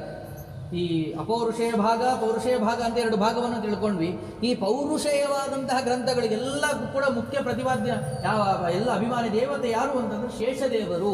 ಆ ಶೇಷದೇವರಿಗೂ ಕೂಡ ನಮಸ್ಕಾರವನ್ನು ಮಾಡಿ ಆ ಜಯಮುದೀರಯೇತ್ ಇದನ್ನು ಪ್ರಾರಂಭವನ್ನು ಮಾಡ್ತಾ ಇದ್ದೇವೆ ಎಂಬುದಾಗಿ ವಿಶೇಷವಾಗಿ ಸತ್ಸಂತಾನಪ್ರದವಾದಂತಹ ಪುತ್ರಪೌತ್ರಾದಿವಿ ಅಭೀಪ್ಸಿತವಾದಂತಹ ಹರಿವಂಶ ಪ್ರವಚನವನ್ನು ಶ್ರವಣವನ್ನು ಮಾಡ್ತೇನೆ ಎಂಬುದಾಗಿ ಮಾಡಿ ನೈಮಿಷಾರಣ್ಯೇ ಕುಲಪತಿ ಸೌನುಕಸ್ತು ಮಹಾಮುನಿ ಸೌತಿಂಬ ಪ್ರಚ್ಛ ಧರ್ಮಾತ್ಮ ಸರ್ವಶಾಸ್ತ್ರ ವಿಶಾರದ. ನೋಡಿ, ನಾವು ಪ್ರಾರಂಭದಲ್ಲಿ ಏನೇ ಕೇಳಿದ್ವಿ, ಸೂತರು ಶೌನಕರಿಗೆ ಉಪದೇಶವನ್ನು ಮಾಡಿದ್ರು ಎಂಬುವಂತಹ ವಿಷಯಗಳನ್ನು ಕೇಳಿದ್ವಿ. ಹಾಗೇನೆ ಅದನ್ನು ಹೇಳ್ತಾ ಇದ್ದಾರೆ. ನೈಮಿಷಾರಣ್ಯ ಕ್ಷೇತ್ರ ಏನು ವಿಶೇಷತೆ? ನೈಮಿಷಾರಣ್ಯ ಕ್ಷೇತ್ರ ಅಂದರೆ ಗಂಗೆಯ ವಿಶಿಷ್ಟವಾದಂಥ ಸನ್ನಿಧಾನ, ಗಂಗೆಯ ಸನ್ನಿಧಾನ ಇರುವಂತಹ ಸ್ಥಳ. ಗಂಗೆಯನ್ನು ಸ್ಮರಣೆ ಮಾಡಿದ್ರೇನೆ ಪುಣ್ಯ ಬಂದ್ಬಿಡುತ್ತೆ, ಮಾಡಿದಂಥ ಪಾಪಗಳೆಲ್ಲವೂ ಕೂಡ ಪರಿಹಾರವಾಗಿ ಹೋಗ್ತದೆ. ಅಂತಹದ್ರಲ್ಲಿ ಆ ಗಂಗೆಯ ಸನ್ನಿಧಾನ ಇರುವಂತಹ ಪ್ರದೇಶ ನೈಮಿಷಾರಣ್ಯ ಕ್ಷೇತ್ರ. ಹಾಗೇನು ಇಲ್ಲಿ ಹರಿದ್ವಾರ, ಕಾಶಿ ಎಲ್ಲ ನಾವು ಕೇಳ್ತೀವಲ್ಲ, ಹಾಗೇನೆ ಒಂದು ಪ್ರದೇಶ ನೈಮಿಷಾರಣ್ಯ ಕ್ಷೇತ್ರ ಅಂತ ಹೇಳಿ ಈ ಎಲ್ಲ ಭಾಗವತಾದಿಗಳು ಶ್ರವಣ ಮಾಡಿದಂಥ ಸ್ಥಳ ಇದು. ಅಂತಹ ನೈಮಿಷಾರಣ್ಯ ಕ್ಷೇತ್ರದಲ್ಲಿ ವಿಶೇಷತೆ ಇನ್ನೊಂದು ಏನು ಅಂತಂದರೆ, ನಿಮಿಷ ಮಾತ್ರದಲ್ಲಿ ಏನೇ ಧರ್ಮವನ್ನು ಏನು ಪಾಲನೆಯನ್ನು ಮಾಡ್ತೀವೋ, ಹೋಮಾದಿಗಳಿರ್ಬೋದು, ಜಪವನ್ನು ಮಾಡಬಹುದು, ಅದೆಲ್ಲದಕ್ಕೂ ಕೂಡ ನಾಶವನ್ನು ಮಾಡ್ತಾ ಇದ್ರು, ಅಡ್ಡಿ ಮಾಡ್ತಾ ಇದ್ರು ರಾಕ್ಷಸರು, ದೈತ್ಯರು. ಅವರನ್ನ ನಾಶ ಮಾಡಿದಂತಹ ಸ್ಥಳ ನೈಮಿಷಾರಣ್ಯ ಕ್ಷೇತ್ರ. ಕೃಷ್ಣ ಪರಮಾತ್ಮ ಇವರನ್ನೆಲ್ಲರೂ ಕೂಡ ನಾಶವನ್ನು ಮಾಡ್ತಾರೆ. ಯಾರ್ಯಾರು ಈ ನಿಮಿಷ ಮಾತ್ರದಲ್ಲಿ ಏನು ಇನ್ನು ಜಪಕ್ಕೆ ಕುಳಿತೆ ತಕ್ಷಣದಲ್ಲಿ ಅಡ್ಡಿ ಮಾಡ್ತಾ ಇದ್ರು, ಅಂತ ವಿಶಿಷ್ಟವಾದ ಶಕ್ತಿ ಇತ್ತು ಅವರಲ್ಲಿ. ದೈತ್ಯರಲ್ಲಿ ಕೂಡ, ದೈತ್ಯರಂದ್ರೆ ಸಾಮಾನ್ಯರಾದವರಲ್ಲ, ಅವರಲ್ಲೂ ವಿಶಿಷ್ಟವಾದ ಶಕ್ತಿ ಇರ್ತದೆ. ಅಂತಹ ಅವರನ್ನೆಲ್ಲರೂ ಕೂಡ ನಾಶ ಮಾಡಿದಂತಹ ಸ್ಥಳ, ದೈತ್ಯರನ್ನು ನಾಶವನ್ನು ಮಾಡಿದಂತಹ ಸ್ಥಳ ಕೃಷ್ಣ ನಾಶ ಮಾಡಿದವರೆಲ್ಲರೂ ಕೂಡ. ಅದಕ್ಕೋಸ್ಕರವಾಗಿ ಕ್ಷೇತ್ರಕ್ಕೆ ನೈಮಿಷಾರಣ್ಯ ಕ್ಷೇತ್ರ ಅಂತ ಹೇಳಿ ಬಂತು. ಅಂತಹ ಪರಮಮಂಗಳಕವಾದ ಸ್ಥಳದಲ್ಲಿ ಶೌನಕ ಋಷಿಗಳು ಸತ್ರಯಾಗವನ್ನು ಮಾಡ್ತಾ ಇರ್ತಾರೆ. ಸತ್ರಯಾಗವನ್ನು ಮಾಡುವಾಗ ಅನೇಕ ಭಾಗವತಾದಿಗಳಲ್ಲಿ ಇದನ್ನು ನಾವು ಶ್ರವಣವನ್ನು ಮಾಡಿದ್ದೇವೆ, ಕೇಳಿದ್ದೇವೆ. ಆ ಶೌನಕ ಋಷಿಗಳು ಆ ಸತ್ರಯಾಗವನ್ನು ಮಾಡುವ ಸ್ಥಳಕ್ಕೆ ಸೂತ ಮಹರ್ಷಿಗಳು ಅನೇಕ ಬಾರಿ ಬಂದು ಹೋಗಿದ್ದಾರೆ. ಯಾಕೆ ಅಂತಂದರೆ ಸಹಸ್ರ ಸಮಮಾಸತ, 10,000 ಬಾರಿ, 10,000 ವರ್ಷಗಳ ಪರ್ಯಂತರವಾಗಿ ಇದನ್ನು ಅವರು ಈ ಸತ್ರಯಾಗವನ್ನು ಮಾಡಿದ್ದಾರೆ. ಒಂದು ದಿನ ನಾವು ಒಂದು ಹೋಮವನ್ನು ಮಾಡಿದರೆ ಸಾಕಾಗುವಂತೆ ಮಾರನೇ ದಿನ ರೆಸ್ಟನ್ನು ತೊಗೊಂತೀವಿ ನಾವು. ಅಂತಹದರಲ್ಲಿ 10,000 ವರ್ಷಗಳ ಪರ್ಯಂತರವಾಗಿ ಪ್ರಾತಃ ಕಾಲದಲ್ಲಿ ಸೂರ್ಯೋದಯಕ್ಕಿಂತ ಪೂರ್ವದಲ್ಲಿ ಎದ್ದು ನಿತ್ಯ ಆನಿಕಾರ್ಯಗಳನ್ನು ಮುಗಿಸಿಕೊಂಡು ಸೂರ್ಯೋದಯ ಆದ ಮೇಲೆ ಒಂದು ಯಾಮದ ಪರ್ಯಂತರವಾಗಿ, ಉದಾಹರಣೆಗೆ 6:30ರಿಂದ 9:30, ಒಂದು ಯಾಮದ ಪರ್ಯಂತರವಾಗಿ ಹೋಮವನ್ನು ಮಾಡುವರು. ನಂತರದಲ್ಲಿ ದೇವರ ಪೂಜೆ, ಸಾಲಿಗ್ರಾಮ ಪ್ರತಿಮೆಗಳ ಪೂಜೆ 9:30ರಿಂದ 12:30, ಮತ್ತೊಂದು ಯಾಮ. ನಂತರದಲ್ಲಿ ಊಟಕ್ಕೆ ಹಾಕಿ ಬಂದಂತಹ ಬ್ರಾಹ್ಮಣರಿಗೆ ಎಲ್ಲರಿಗೂ ಕೂಡ, ಬ್ರಾಹ್ಮಣರಿಗೆ ಸುವಾಸಿನರಿಗೆ ಊಟಕ್ಕೆ ಹಾಕಿ ನಂತರದಲ್ಲಿ ತಾವು ಊಟವನ್ನು ಮಾಡಿ ಮಧ್ಯಾಹ್ನದಲ್ಲಿ ದೇವರ ಚರಿತ್ರೆಗಳ ಬಗ್ಗೆ ಆಗಲಿ ಅಥವಾ ಬೇರೆ ಧರ್ಮದ ವಿಷಯ ಬಗ್ಗೆ ಚರ್ಚೆಯನ್ನು ಮಾಡುವುದು. ಇದು ಹೀಗೆ ಯಾಕೆ ಮಾಡಬೇಕು ಅಂತ ಹೇಳುವ ಬಗ್ಗೆ ವಿಷಯಗಳ ಬಗ್ಗೆ ಚರ್ಚೆ ಮಧ್ಯಾಹ್ನದಲ್ಲಿ. ನಂತರದಲ್ಲಿ ಸಾಯಂ ಸಂಧ್ಯಾದಿಗಳನ್ನೆಲ್ಲವನ್ನು ಕೂಡ ಮುಗಿಸಿಕೊಂಡು ನಂತರದಲ್ಲಿ ದೇವರ ಚರಿತ್ರೆಯನ್ನು ಶ್ರವಣವನ್ನು ಮಾಡಬೇಕು. ಯಾಕೆ ಅಂತಂದ್ರೆ ಮೂರನ್ನು ಮಾಡುವುದರಿಂದ ಪೂರ್ಣ ಫಲವನ್ನು ಹೇಳಿದ್ದಾರೆ. ಒಂದು ದೇವರ ಬಲಭಾಗದಲ್ಲಿ ಪೂರ್ಣ ಫಲ ಸಮರ್ಪಣೆ, ಮತ್ತೊಂದು ಭೋಜನಕ್ಕೆ ಹಾಕುವುದರಿಂದ, ಮತ್ತೊಂದು ಶ್ರವಣ ಮಾಡುವುದರಿಂದ ಪೂರ್ಣ ಫಲ ಎಂದು ಹೇಳಿದ್ದಾರೆ. ಅದಕ್ಕೋಸ್ಕರವಾಗಿ ನಾವು ಯಾವುದೇ ಒಂದು ಪೂಜೆ ತೆಗೀಲಿ, ಸತ್ಯನಾರಾಯಣ ಸ್ವಾಮಿ, ವರಮಹಾಲಕ್ಷ್ಮಿ, ಯಾವುದೇ ಅನಂತ ಪೂಜೆ, ಎಲ್ಲದರಲ್ಲೂ ಕೊನೆಯಲ್ಲಿ ಕಥೆಯನ್ನು ಶ್ರವಣ ಮಾಡುವಂತಹ ಕ್ರಮ ಇದೆ. ಯಾಕೆ ಅಂತಂದರೆ ಪೂರ್ಣ ಫಲ ಪ್ರಾಪ್ತಿಗೋಸ್ಕರವಾಗಿ. ಅಲ್ಲಿಯೂ ಕೂಡ ಪೂರ್ಣ ಫಲ ಸಮರ್ಪಣೆ ಇರ್ತದೆ, ಶ್ರವಣ ಇರ್ತದೆ, ಭೋಜನಾದಿಗಳು ಕೂಡ ನಡೀತಾ ಇರ್ತದೆ. ಹೀಗೆ ಮೂರನ್ನ ಮಾಡುವುದರಿಂದ ಪೂರ್ಣ ಫಲವನ್ನು ತಿಳಿಸಿದ್ದಾರೆ. ಆ ಕ್ರಮದಲ್ಲಿ ಸಾಯಂಕಾಲದಲ್ಲಿ ಯಾವ ಚರಿತ್ರೆಯನ್ನು, ಉಪನ್ಯಾಸವನ್ನು, ಕಥೆಗಳನ್ನು ಶ್ರವಣವನ್ನು ಮಾಡುವುದು. ನಂತರದಲ್ಲಿ ರಾತ್ರಿಯ ಪೂಜೆಯನ್ನು ಮಾಡಿ ವಿಶ್ರಾಂತಿ ತೆಗೆದುಕೊಳ್ಳುವುದು. ಈ ರೀತಿ ಪ್ರತಿನಿತ್ಯವೂ ನಡೀತಾ ಇರ್ತದೆ. ಆ ರೀತಿಯಾಗಿ ಶೌನಕ ಋಷಿಗಳು ಮಾಡ್ತಾ ಇರ್ತಾರೆ. ಆ ಸ್ಥಳಕ್ಕೆ ಯಾವ ಸೂತ ಮಹರ್ಷಿಗಳು, ಉಗ್ರಶ್ರವ ಅಂತೇಳಿ ಅವರ ಹೆಸರು, ಆ ಸೂತ ಮಹರ್ಷಿಗಳು ಅವರು ಅದಕ್ಕೆ ಬರ್ತಾರೆ. ಏನು ಒಂದು ಬಾರಿ ಬಂದಿದ್ದಲ್ಲ, ಪ್ರತಿ ಬಾರಿಯೂ ಅನೇಕ ಬಾರಿ ಈ ಸ್ಥಳಕ್ಕೆ ಬಂದೋಗಿದ್ದಾರೆ. ಅವರು ಸಂಚಾರವನ್ನು ಮಾಡ್ತಾ ಇರ್ತಾರೆ, ಋಷಿಗಳೆಲ್ಲರೂ ಕೂಡ ಹೀಗೇನೆ ಸಂಚಾರವನ್ನು ಮಾಡ್ತಾ ಆ ಸ್ಥಳಕ್ಕೆ ಬಂದಿದ್ದಾರೆ. ಬಂದಾಗ ಅವರಿಗೆ ವಿಶೇಷವಾಗಿ ಅರ್ಘ್ಯಪಾದ್ಯಾದಿಗಳನ್ನು ಕೊಟ್ಟು ಆಸನವನ್ನು ಕೊಟ್ಟು ಕೂಡಿಸಿ ನಮಗೆ ದೇವರ ಚರಿತ್ರೆ ಉಪದೇಶವನ್ನು ಮಾಡಿ ಎಂಬುದಾಗಿ ಭಕ್ತಿಯಿಂದ ಪ್ರಾರ್ಥನೆಯನ್ನು ಮಾಡಿಕೊಂಡಾಗ ಅವರು ಹೇಳಿದಂತಹ ಚರಿತ್ರೆಗಳೇನೇ ಎಲ್ಲ ಚರಿತ್ರೆಗಳು. ಒಂದು ಬಾರಿ ಬಂದಾಗ ಹರಿವಂಶವನ್ನು ತಿಳಿಸಿದ್ದಾರೆ, ಮತ್ತೊಂದು ಬಾರಿ ಮಹಾಭಾರತ, ಭಾಗವತ, ಹೀಗೇನೆ ನಾವು ಅಷ್ಟಾದಶ ಪುರಾಣಗಳು ಎಲ್ಲೆಲ್ಲಿ ನಾವು ಕೇಳ್ತೀವೋ ಎಲ್ಲ ಕಡೆ ಕೇಳುವಂಥ ಎರಡು ಶಬ್ದಗಳು ಸೂತೋವಾಚ, ಶೌನಕೋವಾಚ. ಅವೆರಡು ಶಬ್ದಗಳನ್ನೇ ನಾವು ಮೊದಲಿಗೆ ಕೇಳುವಂತಹ ಶಬ್ದಗಳು. ಅಂತಹ ಇವ್ರು ಕೇಳ್ತಾ ಇದ್ದಾರೆ, ಇವ್ರಿಗೇನು ಗೊತ್ತಿರಲಿಲ್ವಾ ಶೌನಕರಿಗೆ ಅಂದರೆ, ಶೌನಕರು ಯಾರಿಗೆ ಗೊತ್ತಾ ಅದನ್ನು ಹೇಳ್ತಾ ಇದ್ದಾರೆ. ಆ ಶೌನಕ ಋಷಿಗಳು ದೊಡ್ಡ ಕುಲಪತಿಗಳು. ಆ ನೈಮಿಷಾರಣ್ಯೇ ಕುಲಪತಿ ಶೌನಕಸ್ತು ಮಹಾಮುನಿ, ಮಹಾಮುನಿಗಳವರು, ಶ್ರೇಷ್ಠರಾದಂಥವರು, ಮಹಾ ತಪಸ್ವಿಗಳು. ಅಷ್ಟೇ ಅಲ್ಲದೇನೆ ಕುಲಪತಿ ಶಬ್ದಕ್ಕೆ ವ್ಯಾಖ್ಯಾನದಲ್ಲಿ ಹೇಳ್ತಾರೆ, ಕುಲಪತಿ ಶಬ್ದಕ್ಕೆ ಕುಲಪತಿಗಳು ಅಂತ ಯಾರಿಗೆ ಕರಿಬೇಕು ಅಂದರೆ 10,000 ಜನ ವಿದ್ಯಾರ್ಥಿಗಳಿಗೆ ಅನ್ನದಾನ, ವಸತಿ ದಾನ, ವಿದ್ಯಾದಾನವನ್ನು ಯಾರು ಮಾಡ್ತಾ ಇರ್ತಾರೋ ಅವರಿಗೆ ಕುಲಪತಿಗಳು ಅಂತ ಕರಿಬೇಕು ಅಂತ. ಈ ರೀತಿ ಲೌಕಿಕವಾಗೆಲ್ಲ ಅನೇಕರಿಗೆ ಕುಲಪತಿಗಳು ಅಂತ ಕರೆಯುವಂತಹ ಸಂಪ್ರದಾಯ ಬಂದ್ಬಿಟ್ಟಿದೆ ನಮ್ಮಲ್ಲಿ ಈಗೆಲ್ಲ. ಆದರೆ ಕುಲಪತಿ ಶಬ್ದಕ್ಕೆ ಮುಖ್ಯ ಅರ್ಥ ಇರೋದು ಈ ರೀತಿಯಾಗಿ. ಅಂತಹ 10,000 ಜನ ವಿದ್ಯಾರ್ಥಿಗಳಿಗೆ ಅವರು ವಿದ್ಯಾದಾನ ಮಾಡ್ತಾ ಇದ್ದಾರಲ್ಲಿ ಇವರ ಮೇಧಾಶಕ್ತಿ ಎಷ್ಟಿರಬೇಕು, ವಿದ್ಯಾಶಕ್ತಿ ಎಷ್ಟಿರಬೇಕು ಇವರು ಅಂತ. ಹೀಗಿಂತ ಇದ್ದವರು ಈ ಯಾವ ಶೌನಕ ಋಷಿಗಳು. ಆದರೆ ಆ ವೃತ್ತಿ ರಸರೂಪದ ಉಪದೇಶ ಎಲ್ಲವನ್ನು ಕೂಡ ತಿಳಿದವರು, ಎಲ್ಲ ಕರತಲಾಮಲಕ, ಎಲ್ಲವೂ ಕೂಡ ಶ್ಲೋಕಗಳು ಎಲ್ಲವೂ ಕೂಡ ಬಾಯಲ್ಲಿತ್ತು ಹರಿವಂಶಾದಿಗಳು, ಮಹಾಭಾರತಾದಿಗಳು. ಆದರೂ ಕೂಡ ಶ್ರವಣವನ್ನು ಮಾಡಲೇಬೇಕು, ಶ್ರವಣದಿಂದಲೇನೇ ಪುಣ್ಯ ಫಲ ಎಂಬುದಾಗಿ ಅವರು ಬಂದಾಗ ಕುಳಿತುಕೊಂಡು ಭಕ್ತಿಯಿಂದಾಗಿ, ಸೂತರಿಂದಾಗಿ ಭಕ್ತಿಯಿಂದ ಸಾಷ್ಟಾಂಗ ನಮಸ್ಕಾರವನ್ನು ಮಾಡಿ ಉಪದೇಶವನ್ನು ಮಾಡಿ ಎಂದು ಕೇಳಿದಾಗ ಅವರು ಉಪದೇಶವನ್ನು ಮಾಡಿದಂತಹ ಗ್ರಂಥಗಳು ಒಂದು ಈ ಹರಿವಂಶ ಭಾಗ ಎಂಬುದಾಗಿ ನಾವು ಕೇಳಿದ್ದೇವೆ. ಹೀಗೇನೆ ಶೌನಕೋವಾಚ ಶೌನಕೋವಾಚ ಸೂತೇರ್ಮ ಸಮಹದಾಖ್ಯಾನಂ ಭವತಾ ಪರಿಕೀರ್ತಿತಂ ಭಾರತಾನಾಂ ಚ ಸರ್ವೇಷಾಂ ಪಾರ್ಥಿವಾನಾಂ ತಥೈವ ಚ ದೇವಾನಾಂ ದಾನವಾನಾಂ ಚ ಗಂಧರ್ವೋ ರಗರಕ್ಷಸಾಂ ದೈತ್ಯಾನವತ ಸಿದ್ಧಾನಾಂ ಮುಖ್ಯಗಾನಾಂ ತಥೈವ ಚ ಅತ್ಯದ್ಭುತಾನಿ ಕರ್ಮಾಣಿ ವಿಕ್ರಮ ಧರ್ಮನಿಷ್ಠಯಾಃ ಕಥಿತಂ ಭವತಾ ಪುಣ್ಯಂ ಪುರಾಣ ತಕ್ಷಣಯಾಗರಂ ಗಿರಾ. ಈ ರೀತಿಯಾಗಿ ನೀವು ಅನೇಕ ಚರಿತ್ರೆಗಳನ್ನೆಲ್ಲವರು ಕೂಡ ನಮಗೆ ತಿಳಿಸಿಕೊಟ್ಟಿದ್ದೀರಾ. ಅನೇಕ ದೇವತೆಗಳ, ದಾನವರ, ಗಂಧರ್ವರ, ರಾಕ್ಷಸರ ವಿಷಯಗಳ ಬಗ್ಗೆ ಆಗಲಿ, ಅದ್ಭುತವಾದಂಥ ಕರ್ಮಗಳು, ಭಗವಂತನ ವಿಶೇಷವಾದಂಥ ಮಹಿಮೆಗಳು, ಅವನ ವಿಕ್ರಮವಾದಂಥ ಯಾವ ತ್ರಿವಿಕ್ರಮನ ರೂಪವನ್ನು ತಳಿ ವಿಕ್ರಮತೆಯನ್ನು ತೋರಿಸಿದಂತಹದ್ದಾಗಲಿ, ಹೀಗೆ ಅನೇಕ ವಿಷಯಗಳನ್ನು ತಿಳಿಸಿಕೊಟ್ಟಿದ್ದೀರಾ. ತತ್ರ ಜನ್ಮ ಕುರುಣಾಂ ವೈ ತ್ವಯೋಕ್ತಂ ಲೋಭಹರ್ಷಣೆ. ಹೀಗೇನೆ ಯಾವ ಪೌರವರ ಪಾಂಡವರ ವಿಷಯಗಳನ್ನೆಲ್ಲ ತಿಳಿಸಿಕೊಟ್ರಿ. ಆದರೆ ನತು ವೃಷ್ಟ್ಯಂಧಕಾರಾಂ ವೈ ತದ್ಭವಾನ್ ಬ್ರಬ್ರವೀವಿತುಮೇ. ಆ ವೃಷ್ಟಿ ಅಂಧಕರ ಚರಿತ್ರೆಗಳನ್ನು, ಯಾದವರ ಅಂಧಕರ ಈ ವಿಷಯಗಳನ್ನು ಸಂಕ್ಷೇಪವಾಗಿ ತಿಳಿಸಿದ್ದೀರಾ, ನಮಗೆ ವಿಸ್ತಾರವಾಗಿ ತಿಳಿಸಿಕೊಡಿ ಎಂಬುದಾಗಿ ಕೇಳಿದಾಗ ಸೂತೋವಾಚ ಜನಮೇಜಯೇನ ಯತ್ಪೃಷ್ಟಃ ಶಿಷ್ಯೋ ವ್ಯಾಸಸ್ಯ ಧರ್ಮವಿತ ತತ್ತೇಹಂ ಸಂಪ್ರವಕ್ಷ್ಯಾಮಿ ವೃಷ್ಟೀನಾಂ ವಂಶವಾದಿತಃ ಶುತ್ವೇದೀಯಾಸಂ ಕಾರ್ಸ್ನೇನ ಭಾರತಾನಾಂ ಸ ಭಾರತಃ ಜನಮೇಜಯೋ ಮಹಾಪ್ರಾಜ್ಞ ವೈಶಂಪಾಯನಮಬ್ರವೀತ್. ಅವ್ರು ಹೇಳ್ತಾ ಇದ್ದಾರೆ ಸೂತರು ಶೌನಕರಿಗೆ, ಅವಶ್ಯವಾಗಿ ಹೇಳ್ತೀನಿ, ಜನಮೇಜಯನು ಕೂಡ ಇದೇ ರೀತಿ ಪ್ರಶ್ನೆ ಕೇಳಿದ್ನಪ್ಪ. ಜನಮೇಜಯ ಪ್ರಶ್ನೆ ಕೇಳಿದ ವೈಶಂಪಾಯನರಿಗೆ, ನಮಗೆ ಮಹಾಭಾರತವನ್ನು ಉಪದೇಶವನ್ನು ಮಾಡಿ, ಹರಿವಂಶವನ್ನು ಉಪದೇಶವನ್ನು ಮಾಡಿ, ಈ ಋಷ್ಣಿಯಂಧಕರ ಚರಿತ್ರೆಯನ್ನು, ಯಾದವರ ಯದುಕುಲದ ಕೃಷ್ಣನ ಚರಿತ್ರೆಯನ್ನು ವಿಸ್ತಾರವಾಗಿ ತಿಳಿಸಿಕೊಡಿ ಅಂತ ತಾನು ಪ್ರಾರ್ಥನೆಯನ್ನು ಮಾಡಿದಾಗ ಅವರು ಹೇಳಿದಂತಹ ವೃತ್ತಾಂತವನ್ನು ನಾನು ನಿನಗೆ ತಿಳಿಸ್ಕೊಡ್ತಾ ಇದ್ದೇನೆ, ಎಲ್ಲವನ್ನು ಕೂಡ ತಿಳಿಸ್ಕೊಡ್ತೇನೆ. ಜನಮೇಜಯ ನೋಡಿ, ಅದಕ್ಕೋಸ್ಕರವಾಗಿ ಮಹಾಪ್ರಾಜ್ಞ ಅಂತ ಹೇಳ್ತಾ ಇದ್ದಾರೆ. ಮಹಾಬುದ್ಧಿವಂತ ಅವನು. ಏನೋ ಯಾವುದೋ ಒಂದು ಸಿಟ್ಟಿಗೋಸ್ಕರವಾಗಿ ಸರ್ಪಕುಲವನ್ನು ನಾಶ ಮಾಡಿದ ಅಂತಂದ್ರೆ ಏನೋ ಅವನಿಗೆ ಬುದ್ಧಿನೇ ಇಲ್ಲ ಎಂಬುದಾಗಿ ಸರ್ವಥಾ ತಿಳಿಬಾರದು. ಮಹಾಪ್ರಾಜ್ಞ ವೈಶಂಪಾಯನಮಬ್ರವೀತ್. ಜನಮೇಜಯ ಅವನು ಕೇಳಿದಂತಹ ಪ್ರಶ್ನೆಗಳನ್ನು ಹೇಳ್ತಾರೆ.